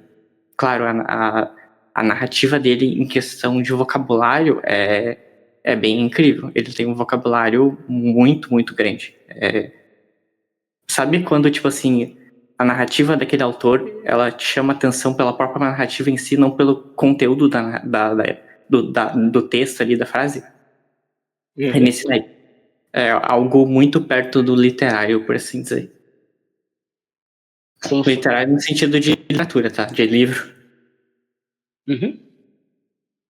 Quiser comentar alguma coisa, não sei se tu leu Fate, alguma obra dele, não sei se tu curte ele. Não, eu nunca cheguei a ler inteiro, então não posso comentar muito. E o Barry não leu nada também? Eu não sei, acho que não. Litsuki Hime só. Leu disso aqui. Verdade, eu também li Tsukihime, eu tinha esquecido disso. Lá agora.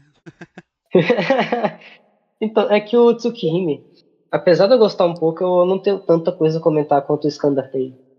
E a maioria das coisas que eu poderia comentar ele já comentou. Principalmente referente à questão dos temas e da Sim, escrita sim. dele. Porque dá de ver que ele tem uma escrita que, apesar de ter. Eu não gosto de usar essa palavra, mas não tem outra coisa pensando agora. É uma escrita que tem um potencial, sabe? Uhum. Só que era bem rough, assim, sabe? Bem Era rough. bem E é duro legal, né? mesmo. Porque ele reconhece isso. Interessante. Uhum. Então. É que deve ser Tanto diferente da que. experiência de tu ver um cara como ele lá atrás, lá originalmente, lá no começo, Mas né? assim, era interessante, Pois é. porque ao menos as partes que eu mais lembro de Tsukihime, tirando as mais emocionais, são, por exemplo, as cenas de luta dele, que são muito boas, até pra época. E olha que ele tinha que trabalhar com um CG ou outro de efeito, uma firula, e nenhuma dublagem. Tu só tinha os sprites básicos ali, um outro CG de, sei lá, efeito de algo cortando, ou efeito de mordida, e ele conseguia É trabalhar muito bem com isso de 90% uma das certa vezes é uma forma. novela, né? Não, é que aí que tá. É que ao menos a gente consegue manter um valor de produção. O valor de produção do Tsukihime é nulo, sabe? Ele realmente Nulo. trabalhou com. Ele realmente só trabalhou com uma coxinha ali, sabe? E ainda Inclusive, assim, parte do Tsukimi foi todo o texto feita que eu enquanto ele penso. trabalhava, né? Aí o Sim. Takeuchi teve que financiar ele durante um tempo pra terminar. Uhum. tem essa história também. Mas assim, uma coisa que eu digo que ele tinha potencial, porque a menos partes que ele deveria e realmente entregar, ele conseguia entregar. Principalmente das lutas, tanto que eu sempre lembro da luta do Nero Chaos, eu acho ela muito boa até hoje. Eu tenho uma pena dele ter cortado essa luta do remake. Eu gosto muito dele. É coisa do Fate Go, né? Uhum. Mas é isso, sabe? Eu olho pro screen e falo, cara, ele tem potencial mesmo, sabe? Tipo, se ele melhorar mais um pouquinho, aí vai lá e vê o feat que ele melhorou mesmo, sabe? Pelo menos até onde eu vi. E olha que interessante, tem uma crítica literária do cara no Kyokai, que é uma obra até que precede o Tsukiji, e o cara diz a mesma coisa. O Nasa ele tinha problema de escrita, ele tinha problemas de diálogos, só que o core da obra era muito bom. Ele deveria continuar. Ainda bem que continuou, né? Porque ele tem uma das franquias mais rentáveis da história agora. Pois é, né? A bilhão. Então. É que, de certa forma, pelo menos do que eu observo, né, dentro da comunidade, a própria comunidade japonesa, né, é que ele sempre foi um cara que conseguiu atingir outro patamar, né, ele sempre continuou crescendo e crescendo pra cima exponencialmente.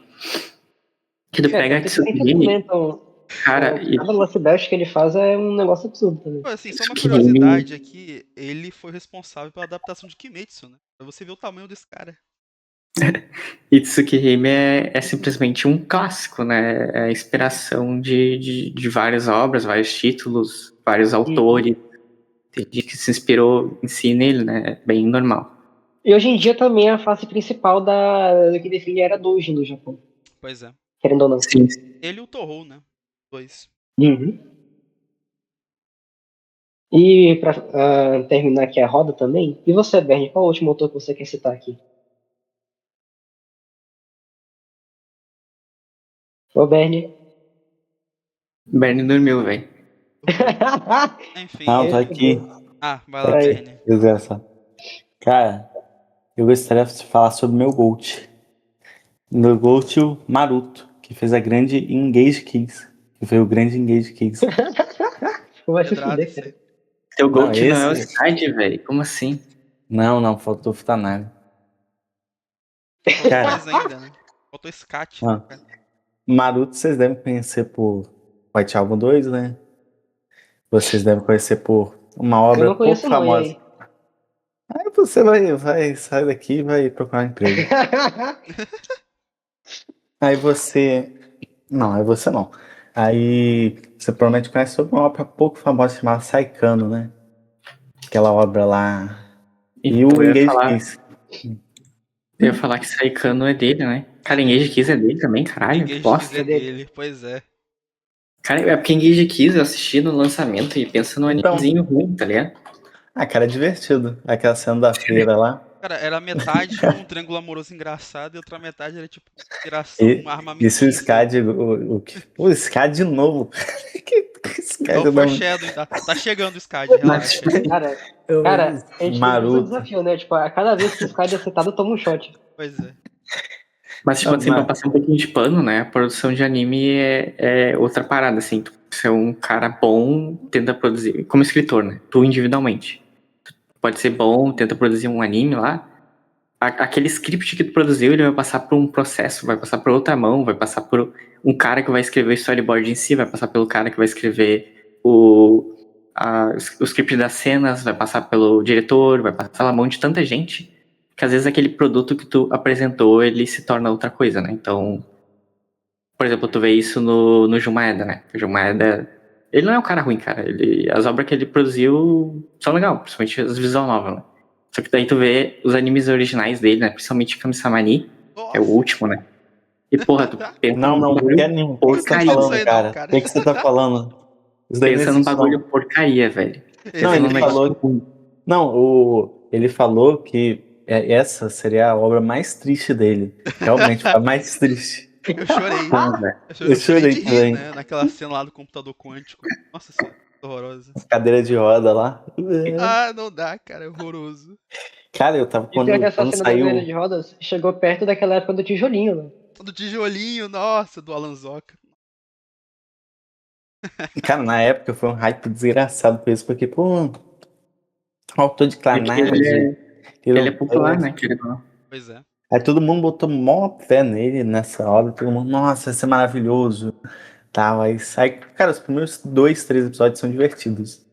Depois, misericórdia, Vai, até nem. o 5 ali é legal. Aquele episódio do Mahjong é bem divertido. Cara, É o que primeiro episódio eu acho muito bom, É né? bom, O é bom. resto, eu ele acho que, derrete tipo, muito. o problema é que o Kami-sama sofre é que o Jun Maeda, ele gosta muito de escrever Slice of Life. Não sei se vocês já leram Clannad ou leram Little Busters. Eu li só um pouco de Eu Little acho que é Busters. pelos próprios animes dele, dá de sentir essa Sim, sim. crítica, É porque muito. Isso a cara já daqui hoje consegue em perceber dia é pelo justamente próprio Slice anime. of Life por conta Slice of dele. Life, pois é.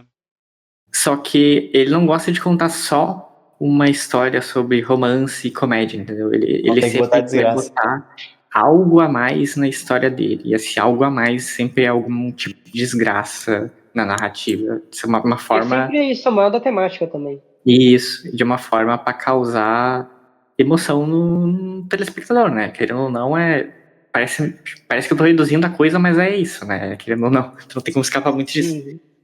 Só que aí tu pega, sei lá, o Angel Beats eu acho que não tem tanto problema, acho que o Angel Beats ainda funciona, mas tu É pega o o mais consistente Charlotte, dele. pega lá o Charlotte, tu tem 7 episódios de Slice of Life resolvendo caso com um grupinho, aí tu começa lá, episódio, acho que é 8 mesmo, ou acho que é 7, não lembro. Começa a ter um twistzinho, revelação e tal. Nossa, o bagulho começa a desandar pra um caralho, tá ligado? Kami-sama acho que é pior ainda nisso. Pior ainda, aquele Bizarro. bicho do computador quântico. Cara, eu gosto de Charlotte, cara. Mas Kami-sama não dá, não. Mas enfim, eu só comentei isso pra defender o cara lá assim, eu só assisti o anime de Genghis X, né? Não sei o resto que ele fez, que produziu, não li o álbum ainda. Mas às vezes o cara, beleza, fez um anime ruim lá, só que, tipo, às vezes o cara não botou tanto dedo assim. Tu não tem como saber até tu checar de fato quanto que ele escreveu, o que ele produziu de fato, entendeu? Tu tem que ver tudo de forma detalhadinha, bonitinho. Mas pode continuar aí, Ben. Então é Engage Kiss, White Album 2 e Saikano. Eu gosto dele porque ele basicamente, o White Album 2 e Saikano tive que assim, a história começa, beleza, pô, conhece os personagens e tal. Aí de repente você começa uma pequena confusãozinha e tal. Normalmente alguma coisa que mal entendido e tal, e você pensa, pô, só um mal entendido. Aí você vê, você vai escalando, chega um ponto, meu Deus, o que eu tô fazendo aqui? Pronto, me tira daqui. O White Album 2 é uma montanha-russa. Você não sabe se fica triste, se fica coisa. Inclusive, quando eu tava jogando, eu dei um soco na parede, porque tem uma cena lá que. Deu uma distende, né? Não, o White Album 2 é brincadeira. Tipo assim, começa com uma resolução. Começa com uma resolução. Tipo, cara, é muito fácil resolver isso daqui, é só literalmente conversar. E vai esticando, chega um ponto que você fala, cara, olha a merda que você fez, você só não consegue voltar, seu desgraçado. Você fica com raiva dos protagonistas. Saikano tem uma parte que eu não gostava muito da segunda temporada. Aí eu assisti recentemente e falei, cara, é muito bom. Eu acho que na época eu não gostava muito de dramas, coisas assim, então eu falei, pá, é ruim. Agora eu vi, caraca, é muito bom. Principalmente depois de ler o White Album 2, que eu senti tanta raiva. Aí vem, é meio isso. O Engage Kiss só não tem nada a ver com o Maruto. Inclusive, eu Cancela. até lembro da época que você tava lendo o Ashabun em Cal. Que você Então, literalmente largava o mouse porque não queria andar. não, foi justamente essa cena. Tem uma cena lá que não vou dar muito spoiler, mas é extremamente desconfortável. Tipo, muito desconfortável. É uma cena que, tipo assim, é conflito desde que é carregado desde o obra inteiro. Naquele momento ele vai ter que resolver. Não tem outra escapatória. Aí, cara, é extremamente desconfortável. Você sente dor, você sente dor de cabeça, na barriga, no corpo inteiro. Até dor mental. E tanta desconforto que aquilo causa. E até, enfim, eu realmente passar uma montanha-russa de sensações, né, do Cleide? Uma coisa também que eu queria até Só acrescentar pra te interromper aqui de novo, tá? Só pra te interromper aqui de novo, tá, Bernie? Que tu falou de uma montanha de russa de sentimentos, né? Eu vou dar minha perspectiva como alguém que não leu ainda. Não tem ideia do que tá falando. Só que eu tenho noção do que as outras pessoas falam. Por exemplo, meus amigos no Twitter, principalmente o pessoal japonês. Eu acho engraçado como o White Album tem realmente como é que eu posso dizer, mas essa impressão, o pessoal bota muito essa imagem em cima que, tipo, é uma obra que tu olha por fora e, cara, só parece slice of life, drama e romance, tá ligado? Eu não consigo dizer o que mais tem dentro daquilo ali. Só que toda a impressão de alguém que leu de fato a obra e comenta sobre, principalmente de amigo, né? É isso, que a obra tem muito mais a oferecer, tem muita coisa acontecendo, explora muito o emocional dos personagens, não sei o que, esse papinho todo, tá ligado? E eu acho isso bem curioso, porque é difícil de visualizar como alguém de fora, até porque tem um pessoal que provavelmente bota preconceito em cima e tal. Mas na comunidade japonesa, essa obra em si, Então, ela cara, é é que tu quer algo saber, bizarro tipo, de por que popular. funciona? Porque tu olha por cima e realmente tu pensa, cara, é umas 70 horas de leitura de um triângulo amoroso. O que, que tem tão especial aqui? Se eu falar assim, até legal te falar de Watchabon porque não tem muita gente dar spoiler. Que é realmente uma obra muito simples em geral. Mas ela é especial por conta de como o autor escreve tudo aquilo. Porque ele sempre dá um jeito de colocar várias coisas acontecendo ao mesmo tempo. Então, ao mesmo tempo que tá tendo um Slice of Life, toda cena que acontece é proposital. Ela tem um propósito ali. Então, ela pode estar acontecendo porque ela vai dar um conflito futuramente, ou porque ela vai discutir ou vai dar indícios de uma certa de um certo estado emocional dos personagens. Então você sempre está sempre está dialogando com esses elementos e acaba que a leitura não fica maçante de momento algum. E somado a isso, eu e o Bernie pessoalmente, a Trescanda, a gente leu inicialmente pela tradução em inglês, que por si só ela é muito boa. E eu às vezes sempre pego pedaços outros do japonês, tanto porque agora eu tô traduzindo, quanto eu vejo na internet mesmo, cara. A escrita do Maruto é espetacular. É um autor muito requintado mesmo. Sim, Porque. ele. Só para te interromper de novo. Na comunidade japonesa, ele é idolatado não é necessariamente a palavra certa, mas ele é reconhecido justamente porque a forma que ele escreve é muito única, né? O pessoal diz que ele tem algo que só ele consegue ali, e isso acaba chamando atenção, sabe? Tem vários autores que são assim e eles acabam ganhando uma certa popularidade, principalmente nessa comunidade, por esse Uhum. diferencial. Até porque, né, o pessoal dessa comunidade, isso acaba sendo um fator de atenção que é diferente. Por exemplo, tu tem Masada, tu tem Marine, tu tem o Maruto aí que tu é sempre algo diferente do habitual que acaba chamando atenção por ser único, né? Essa Uhum. peculiaridade, por assim dizer.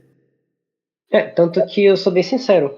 Se eu estivesse fazendo do japonês, direto do japonês, eu ia ter muito mais complicação do que eu tô tendo agora. Eu tenho sorte também na tradução em inglês ser muito competente, porque, cara, ele tem um estilo tão único mesmo, que é momentos-chave. Eu fico até inteiro questionando, cara, como é que eu traduzir isso aqui de uma forma que fique legal? Eu Eu não tenho consigo. inclusive, eu Eu tenho não consigo inclusive ver uns de tantas amigos, formas, sabe? tem inclusive uns amigos americanos, né, que leram em japonês, e eles são bem elitistas em relação a White Album, tipo assim, no sentido de tipo, tu não lê em inglês e lê em japonês, porque em inglês tu tá perdendo 80% da experiência da obra, tá ligado? Nesse nível. Eu não daria esse valor todo, mas definitivamente tá tendo algumas coisinhas, assim. Porque escrito Não, em sim, eu japonês só é digo quase que eles irreplicável. falam isso. Não digo que essa é a verdade, né? Eu digo que, tipo, Uhum. eles comentam isso mais pela mentalidade deles. É algo mais Não, eles em si. é algo que eu entendo, assim, de onde vem, sabe? Só comentando que eu não concordo com esse valor todo, mas sim, tu definitivamente tá perdendo algumas coisinhas. Sim, Mas que sim. apesar de tu ler em japonês, também tem o fato de que ele usa de certas partes da cultura japonesa que é difícil para você tentar saber mesmo estando na língua. Eu posso estar facilmente como famílias no Japão tratam a questão de relacionamento. Porque é muito difícil você se separar no Japão. Isso é uma coisa que o Achabo aborda muito, por exemplo. De uma forma indireta. É algo Até a muito legal própria também. simbologia da neve também, né? Uma coisa que ele utiliza Sim. como componente na própria história. Não Então, só tanto no que tem 2 até como aquele também no clichê 1, né? de, por exemplo, a cidade é um personagem, sabe? Tem sempre esse tipo de coisa. Nós Então, achávamos a neve um personagem. a neve é um personagem. É muito legal, por exemplo, só citando brevemente, como ele conseguiu masterizar bem o White Album, foi ele que escreveu, né? Mas ele se utiliza de alguns momentos, alguns temas, algum momento chave principalmente, para fazer uma rima no White Album 2. Algumas vezes para replicar certas cenas, outras vezes para subverter algumas cenas. Ele brinca com isso o tempo todo. Não só. E também é o White Album. tanto as músicas dos dois, que elas representam personagens, como também do 1. Essas músicas do 1, elas vêm e vão, elas são ressignificadas a todo momento que elas aparecem. Então ele é um autor que ele é muito hábil em fazer. Consegue representar muito bem as emoções dos personagens, não só pelos diálogos, pelas interações, como também o que não é transparecido pelos personagens em si, eles são representados pela música, que é uma coisa que conecta todos os personagens, né, tematicamente. Uhum. Tanto que eu queria até acrescentar também, esse autor, quando eu cheguei no Coda, que seria o terceiro capítulo, e também um dos mais longos, quando ele começa a conectar tudo o que acontece lá pro final com o começo do jogo que fica lá no capítulo introdutório, principalmente com um certo monólogo que ele tem no começo do jogo, que aí volta no final do introdutório, aí vem um monólogo quando você acha que acabou, não, ele volta no Coda. Quando eu percebi isso, que é uma coisa muito sutil, eu não uso muito essa palavra, mas o Maruto, ele é um autor diabólico. Ele tem um talento absurdo pra... ele, sei lá, parece que fez um acordo com o diabo pra escrever White Album, sabe? Esse é o nível de talento que ele tem. Assim, sem dar spoiler, mas Habilidade. quando aquela música volta, nossa, que... Aham. Sabe, é um negócio assim, White Album 2 também é uma obra muito única. Tu não vai achar tanto em algo parecido, de Não. verdade. Até na literatura ocidental, tu não vai achar. De verdade. Mas é uma leitura que vale muito a pena. Porque é uma obra que, no exterior, ela é muito simples. Mas é um simples que carrega muita coisa mesmo. Então valeu, Bernie, por trazer o Maroto pra gente. Ele é um autor que merece ser citado, sim. Muito bem. Não, inclusive, o White Album 2 tem um anime, que é como sempre a sua introdutória, porque o White Album 2 tem 3 partes. Você tem o introdutório, que é mais curta, e você tem o CC, que é o Closing Coda, qual é? Closing Chapter, desculpa. Closing Closing Capture. Captain. É isso. Que inclusive você tem 3 rotas secundárias que você tem que fazer ela antes da rota principal, né? Pois é, Que normalmente você não esquipa, não é, senhor? pois é. Indireta pra alguém aí, Não velho. esquipa. Não, Indireta? Já pode parar de indireta. É você mesmo, Cote. Eu sei que tu tá ouvindo esse podcast, seu desgraçado. desgraçado por. Aí você vai pro Coda e você tem algumas 3 rotas lá, pra finalizar a história. Aí basicamente o anime só contemplou o primeiro arco, que não tem escolha, só aquilo só acontece. O resto você tem rota. O IC, que é o introdutório, só tem uma rota. E eu pessoalmente achei o anime, não sei se alguém assistiu, Scando, você assistiu? Eu vi também. Cara, eu joguei o jogo primeiro, depois o anime. Cara, eu achei o anime bem competente até. Bem competente. Ele pega algumas coisas que, basicamente, algumas coisas que acontecem pelo capítulo, quando você rejoga em certos momentos, tipo assim, só no closing ou no Coda, você aparece algumas cenas extras. Eles conseguiram pegar essas cenas e deixarem bonitinho, tipo assim, sem parecer muito rushado. Se eles botassem na ordem, ia ter outro significado. Só que eles conseguiram deixar de um jeito que ficou bom. Eu acho que é episódio 11 ou 12 que eles começam a pegar essas cenas. Cara, ficou sensacional.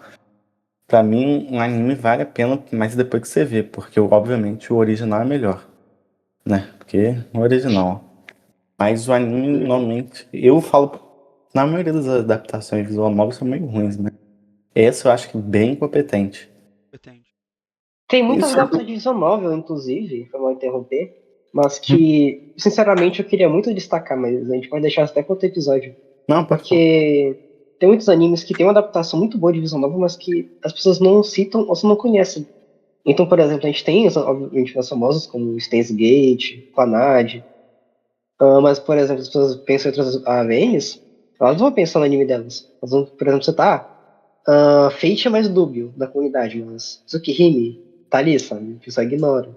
Aí tem, sei lá, Alcana, tem um monte de porqueira, sabe? E o pessoal lembra da WVN como porqueira, sendo que tem muitas adaptações muito boas que as pessoas ignoram. Ou só não conhecem, sabe? É uma coisa que eu queria muito um dia tentar destacar em algum episódio, porque, cara, é um mundo inteiro, sabe? Que o pessoal tá ignorando. Pois é. Tem muita adaptação boa. Mesmo pra quem não jogou, pra quem jogou também. É uma coisa que eu Só tô explorando mais comentar algo, demais com o tempo. só comentar algo que se relaciona com o que o Bernie tava falando e com o assunto do podcast. Que tu percebe por meio de White Album, né? Acho que é um bom exemplo de usar. White Album 2, no caso. O quanta diferença o escritor daquela visual novel faz. Por exemplo, tu pega o White Album 2 e compara com a popularidade do 1, do primeiro, no caso, do original. E, cara, tu tem um um mundo diferente de diferença, sabe? É um caminhão, é uma estratosfera, é outra parada, tá ligado? O primeiro não tem metade da relevância, da popularidade que o Não, segundo. com certeza não. E Não, olha, que fica o fun fact aqui no podcast. Isso aqui é um fato que a gente confirmou depois. White Album, culpem White, se vocês não gostam de Naturare, culpem White Album, tá? Porque foi ele que popularizou o Naturare no mercado de erogue. Erogue e Doujin. Pois é. E isso é curioso, né? Porque quando tu entra dentro dessa comunidade mais otaku, no geral, não só visual novel, tu percebe que o pessoal geralmente não dá valor tanto pro o autor de algo, o cara que tá lá por trás escrevendo aquilo lá, produziu aquele produto, entendeu?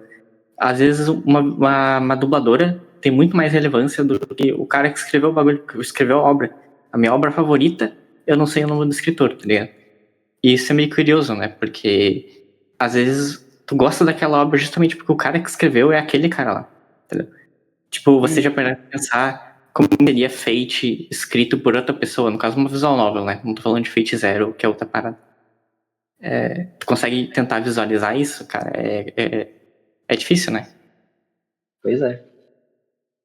Então, só isso mesmo que eu queria comentar, porque às vezes o pessoal não valoriza mesmo, mas o cara é importante, querendo ou não, né? Às vezes a mulher, né, no caso, pode ser autora também. Uhum. É interessante que ele falando nisso, que realmente eu joguei o White Album 1 e o 2 eu joguei antes do 1, muita gente fica assim, o 1 você jogou depois do 2? Qual o sentido? Só que não é continuação direta. O 2 ele tem algumas coisas semelhantes, principalmente as músicas, mas no geral parece duas obras distintas. O 1 é só um dating sim com rotas, tipo um To Heart, algo assim do tipo. E o 2 é realmente uma obra bem mais profunda. Por mais que eu goste de alguns aspectos o 1 tem vários probleminhas, tem vários. Skanda já sabe de alguns deles, mas principalmente dormir nesse jogo é uma desgraça. O ritmo dele é lá pra metade infernal. Basicamente, tu dorme, aí tu tem a cada uma, duas vezes a semana você tem um encontro com a personagem que você quer, aí você dorme, aí vai ter que ficar. Aí você chega no evento mesmo, você tá morto, que você tá mais de uma hora só clicando pra dormir e ver evento, tipo assim, interaçãozinha boba, que não agrega em nada. Infelizmente, tinha potencial pra ser um jogo melhor.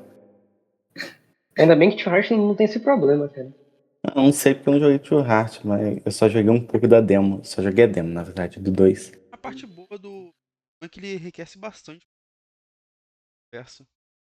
É interessante você jogar depois, mas não necessariamente você precisa jogar um, porque eu acho que muita gente começaria a jogar um, não terminaria o jogo, por isso nunca jogaria o 2. É bem diferente, né? Realmente a conexão dele é puramente temática. Olha, Tem eu muita coisa que fica melhor pessoalmente, no 2 por conta. aproveitando eu tava falando do anime e tal, de White Album 2, por enquanto eu vi praticamente a primeira temporada inteira do White Album 1, cara, acho que não tem problema tu ver e depois começar o 2, porque você vai pegar as referências e eu acho que você não perde muita coisa. Inclusive o anime faz algumas coisas melhor que a visual novel. O anime ele é mais robusto. Então, isso que é engraçado, normalmente é o contrário, ele tenta reduzir e tal, não, o anime pegou umas notas e deixou as mais completas. Isso é bem engraçado. E tem umas direções de arte bem interessantes nas cenas lá, White Album, o anime. Eu acho que se você quiser Uhum. jogar o 2, acho que vale a pena ver um. Então, eu posso finalizar aqui com a minha parte? Pode finalizar. Então, como a gente estava aqui o tempo inteiro travando língua com o SCAD, não sei se vai ser cortado depois, mas eu gostaria de encerrar com ele. Que ele é um autor que, assim, eu acredito que vocês que estão ouvindo agora já ouviram muito falar dele pelo Subarribe. E eu, pessoalmente, eu sou li Subarribe também, estou terminando de ler Sakura no Uta. Então também não tenho tanto repertório assim para falar dele quanto a maioria que fala. Mas o que eu queria destacar nele é que eu não gosto tanto de ver discussões na internet quanto ao autor, porque ou as pessoas elas são muito pretensiosas quanto ao autor, ou elas parecem não entender, não tentar entender além do básico, sabe? Porque uma coisa que eu gosto muito do SCAD, como autor, é que ele se usa muito do repertório dele para contar a mesma coisa, contar a mesma mensagem. Que na maioria das vezes é algo muito simples como, viva a sua vida, às vezes, sabe? É um negócio simples assim, mas que na obra, quando você vê, faz toda a diferença. Que você entende que ele fala isso genuinamente, sabe? que a vida tem problemas, muitos deles, você vai ver muitas perspectivas diferentes sobre a mesma coisa, mas ele quer que você extraia algo dali ainda. Só que eu queria que fosse mais discutido do que, por exemplo, Live Happily na internet. Eu queria muito que isso acontecesse.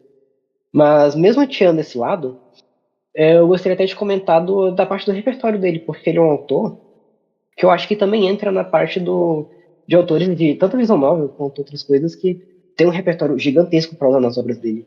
Então, por exemplo, a maioria comenta dos mais óbvios, como Wittgenstein, que ele usa muito em Subahibi, Oscar Wilde, que ele cita muito em Sakura no Uta, com O Príncipe Feliz e outros contos. Mas eu também gostaria de citar até mesmo algo que eu vou mandar aqui, o Iskandar vai mostrar no lugar do episódio, uma referência a um mangá muito aleatório, que se chama The Holy Motemote Kingdom, que seria algo como mais ou menos o Reino Sagrado de Motemote. E Motemote é um trocadilho com a palavra que significa tanto como sexy, popular, bem gostado. Então, essa obra aqui, você vai ver que tem uma arte muito escrachadinha, muito, muito única mesmo. E ela é uma obra referenciada no capítulo 3. Em uma cena que eu não posso dar um contexto, mas vamos dizer que o personagem está delirando. E você está vendo todo esse delírio dele. E nesse delírio, toda uma referência à essa obra. Ao menos até onde eu me lembro. Se não é toda, uma parte dela é uma referência à essa obra. Que é muito aleatória.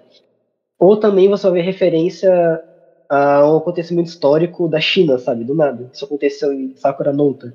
Tu vai ver referência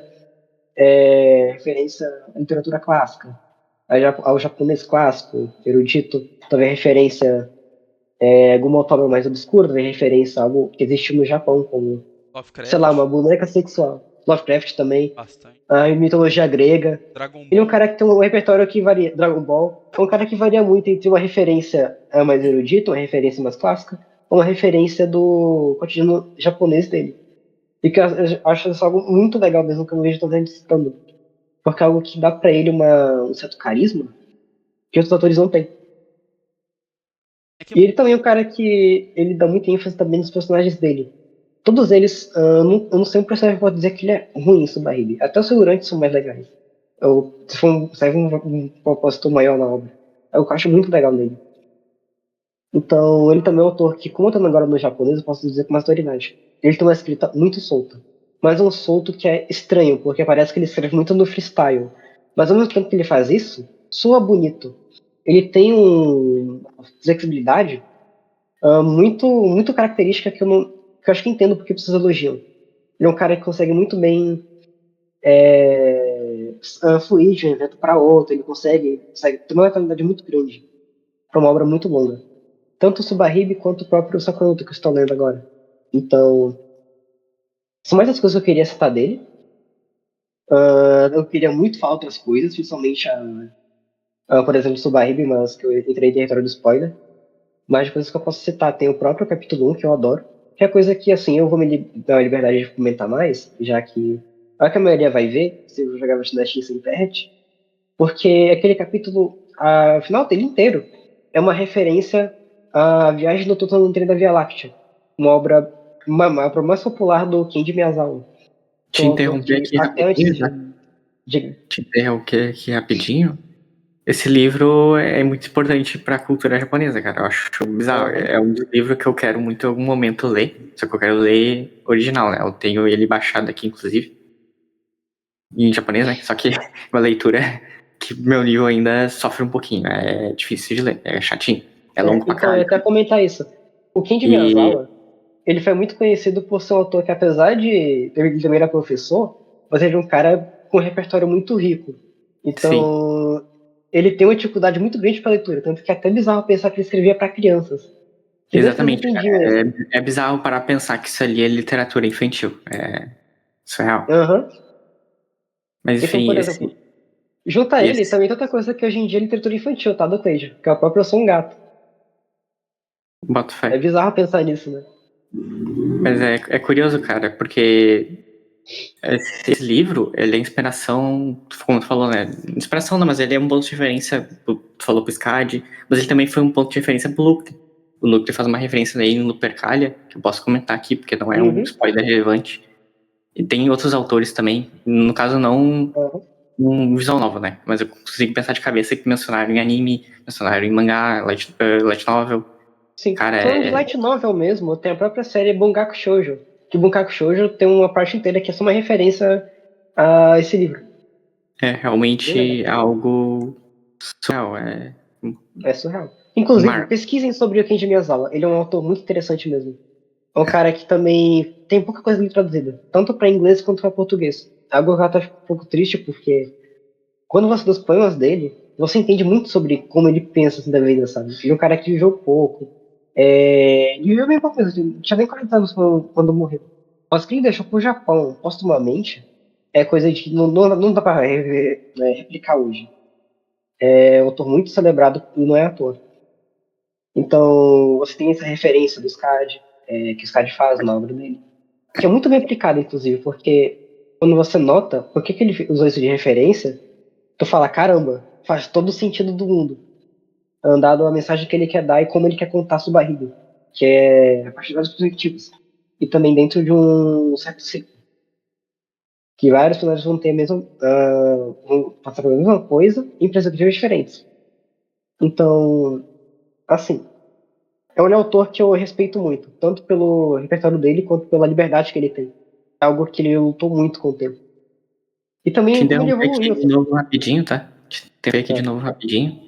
Uma coisa que eu percebo do Skad, no caso eu não sigo ele no Twitter, mas aparece direto coisa que ele twitta porque ele é muito popular e meus amigos ficam dando retweet e aparece pra mim, tá ligado? Os tweets dele. Mas ele é um cara que tá muito dentro da comunidade, né? Tipo, ele como um otaku, assim, ele é muito... Ele sabe das coisas, ele estuda mesmo, ele lê sobre, ele assiste sobre, sabe? E não só dentro da comunidade otaku no sentido de anime, light novel em si, mas até visual novel, às vezes ele faz questão de estar por dentro, sabe? Às vezes ele não tem tempo, eu não diria que eu acho, provavelmente hoje em dia, no caso, né? Acho que ele tá ocupado com os projetos dele. No dia que ele tem tempo de estar lendo lá a visual novel que lançou 2024 e todo mundo comenta sobre, né? Mas ele conhece, por exemplo, tal autor moderno que é popular lá. Tanto que tem um tweet dele, acho que do ano passado, ou é de 2023, que eu tenho até bookmarcado lá no meu Twitter, depois eu te mando, que ele comenta de 3 autores de visual novel mesmo, escritores, né, que são meio que relevantes atualmente, que são meio que modernos, assim, ficaram populares, que é o Kazuko Fumi, o Lucre e o Fuyako Enton. 2, inclusive, que eu gosto. E, cara, ele comenta assim, cara, como é que eu não li algo dele, sabe? Como é que eu posso me chamar de fã de Eroge se eu não tô dentro da comunidade, entendeu? E eu acho isso curioso, porque ele realmente se esforça pra estar dentro do grupo que ele tá inserido, entendeu? Isso é meio raro até pra escritor, porque quando tu tá dentro desse meio, primeiro é falta de tempo, né? E segundo, é que fica difícil tentar se enturmar, sabe? Tu tentar fazer parte de um grupo, porque as coisas mudam, né? As coisas vão evoluindo. Por exemplo, o próprio Romeu Tanaka, pegar e pensar nele, cara, ele não usa Twitter, ele nunca interagiu direito com a comunidade. Como é que tu vai pegar e querer que ele leia, sei lá, Sakura Moyo, porque tu acha que é algo que ele curtiria, entendeu? É complicado, não tem como. Mas eu acho isso interessante, porque tu consegue ver mesmo de fora, mesmo como alguém, eu de fora, né? Não sou fã dele, que até porque eu não li nada dele. Consigo perceber que ele sempre se esforça para estar inserido dentro dessa comunidade, para ele dizer que ele entende do que ele diz com propriedade, né? Ele não tá só lá para se achar ou coisa do tipo. Porque tem gente que pensa isso, né? Inclusive, ele também é um cara que é mais aberto a fazer tweets comentando sobre a própria indústria no geral também. Então tem vezes que ele faz até algumas, não sei se a palavra certa, mas ele pode fazer uma denúncia ou outra sobre como escritores são tratados dentro da indústria. E ele só vai e solta, sabe? Não tem medo algum. Eu acho isso muito legal. Ele é um cara que realmente ele sempre tá na ativa. Sim, sim. Eu vejo ele comentar às vezes sobre os projetos dele. Ele comenta coisa interna, né? Isso é raro. Tu vê, por exemplo, a gente gastou tanto em tal projeto. Isso aí é informação que, tipo, geralmente tu não tem, entendeu? Coisa mais por dentro. Até porque, tecnicamente, ele manda, né? Ele manda nas coisas ali. Ele é o diretor principal lá dentro. E isso é Tanto que interessante. ele até gosta também de pessoas novas entrando na empresa dele, na Macro. Coisa ele gosta muito, que ele comenta. E Daí. ele é um cara que ele aprecia muito a comunidade que ele criou, né? Ele aprecia bastante os fãs, percebe que, tipo, direto ele tá dando retweet em arte das obras dele. Isso é legal. Cosplay. Comentário até de gringo ele responde. Isso é algo que eu gosto muito no Yoshibari Yukito também. O Yoshibari Yukito é muito ativo no Twitter. E tu consegue entender mais do autor como pessoa, não só alguém que criou uma obra que tu gosta, mas como um indivíduo por meio dessas interações, sabe? É muito legal. Mas, enfim, pra finalizar aqui o comentário do SCAD, tirando essas citações que eu dei sobre o Kenji Miyazawa, que novamente eu peço pra vocês escutarem mais sobre esse autor, ele é um cara excelente mesmo. Eu queria também comentar sobre. Deixa eu pegar aqui de novo. Assim, eu queria comentar sobre, novamente, a flexibilidade que ele tem como autor.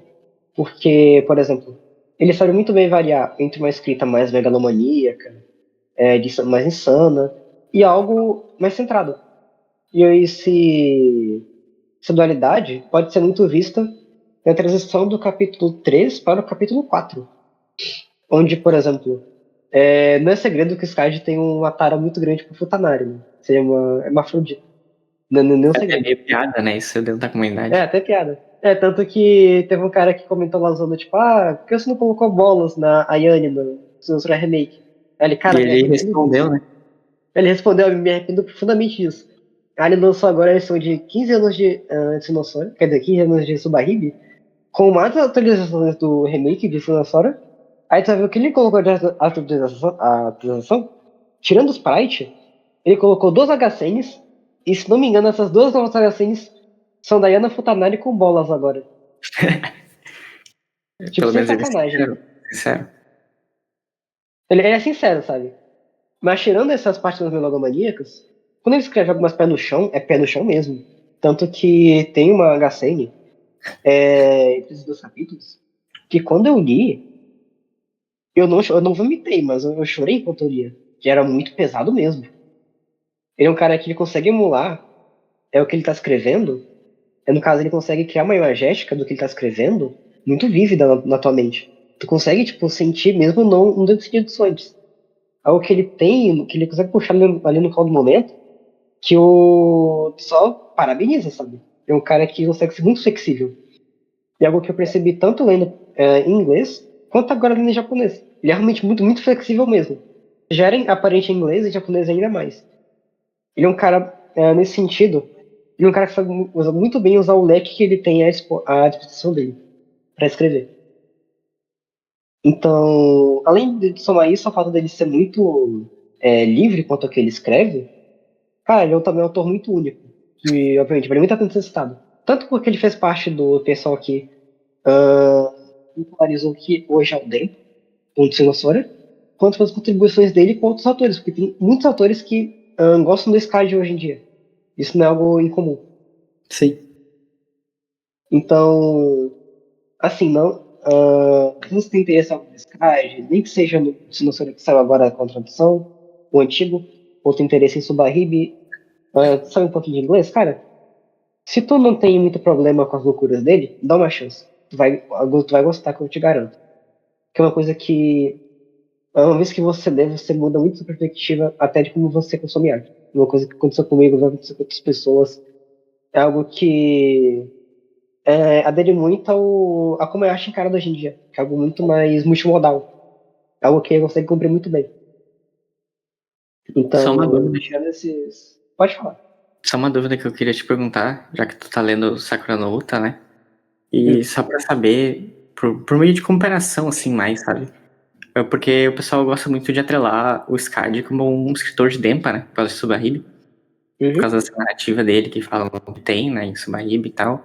E como é que tu acha que isso, tipo, funciona, assim, em relação a Sakura no Uta? Tu acha que essa narrativa maluca que o pessoal gosta, ela é algo que se mantém entre a outra obra dele que tu leu também? Ou é algo que que não é, como eu posso dizer, algo constante, algo que ele traz mais de uma vez na outra obra, entendeu? Então, o que eu posso dizer que ele traz de uma obra para outra é mais questões temáticas. Então, vai ter muito isso da questão de como ele enxerga a vida, vai ter muito debates de como você pode encarar a própria vida mesmo. Ele vai ter toda a obra dele vai ter esse debate. Ao menos das que eu li, que eu sei que abordam isso.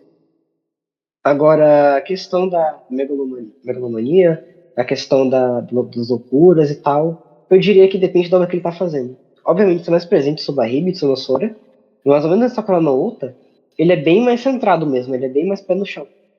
E isso também colabora até na filosofia que ele quer trazer, que é a filosofia da arte.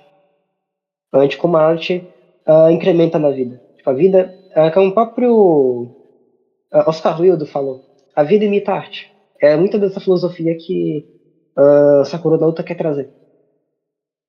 Entendi. Então, isso é algo muito legal dele. Ele vai fazer esses paralelos a muitas outras obras, muitas outras coisas que, à primeira vista, não vão ter ligação, mas que ele vai dar uma forma de amarrar tudo no fim. Eu acho isso muito legal nele. Porque, por exemplo, o próprio Subahibi. Tu tem Kenji Miyazawa, Wittgenstein, Cyrano de Bergerac. Que mais? Tu tem esse mangá que eu trouxe mais cedo. Como é que tu liga tudo isso em uma só obra? Parece impossível. O Sky consegue, sabe? E não é gratuito. Tem um E propósito. não é gratuito. Tem um propósito. Porque tudo isso, ele usa elementos específicos de cada obra dessa para trazer uma mensagem similar, ou até igual. Então, menos nessa questão de coesões temáticas, é algo que sim, tá em todas as obras dele. Não da mesma forma, mas tá lá. Isso é algo que ele sempre faz. Porque, por exemplo, enquanto o Yukito, eu acredito, vou dar uma pitada agora, mas eu acredito que o Yukito ele faz isso mais tematicamente, certo? Ele traz temas que ele mesmo cria e coloca lá, certo? Oi? Calma aí, me perdi. Ah, tá. Eu vou dar um palpite agora, mas comparando, por exemplo, o Yukito, ele Uhum. faz essas conexões temáticas a partir de temas que ele mesmo cria, certo? Apesar de haver inspiração. Isso. Ele Então, não. O Yukito, né? Vou falar dele agora, né? Um pouquinho de propriedade. Mas enfim. uhum. Ele tem umas inspirações, né? Mas é pouca coisa. É mais coisa de uns livros específicos que ele leu, né? Então, Ele cita algumas dessas inspirações em Itoridori no Sekai. Porque as title card de Itoridori no Sekai, elas têm um subtítulo. E esse subtítulo geralmente é ou uma referência ou é um subtítulo genérico que ele criou. Mas geralmente tem, tipo assim, menos 4 ou 5 são referências a livros, principalmente. E mas é umas inspirações bem bobinhas, assim, não é algo que tu uhum. pega e vai ler o livro e tu vê. Então, São se o gigantes. Yukito faz isso, o Skad ele é muito mais direto do que ele tá pegando de referência. Tanto que ele não só se diz diretamente, como também utiliza disso na mesma hora. Então, se fosse fazer uma comparação, seria mais ou menos isso. Enquanto um é um pouco mais sutil, o outro é muito mais direto. E o Skad é muito mais direto nisso. Seria a forma que eu diria, assim, para você ter uma ideia de como o Skad escreve. Mas é isso, eu diria que eu disse tudo que eu queria sobre ele, para não entrar em território de spoiler. Ele é um cara que também aprecio muito. E para fechar todo o episódio, considerações finais? Ah, acho que não, né? Pra falar bem depois. Passamos até um pouquinho do que a gente deveria, né? Só um pouquinho. Tá bom, né? Só um pouquinho. Porque Tá bom devido ao não. jogo do meu gigante, né? A gente teve que adiar.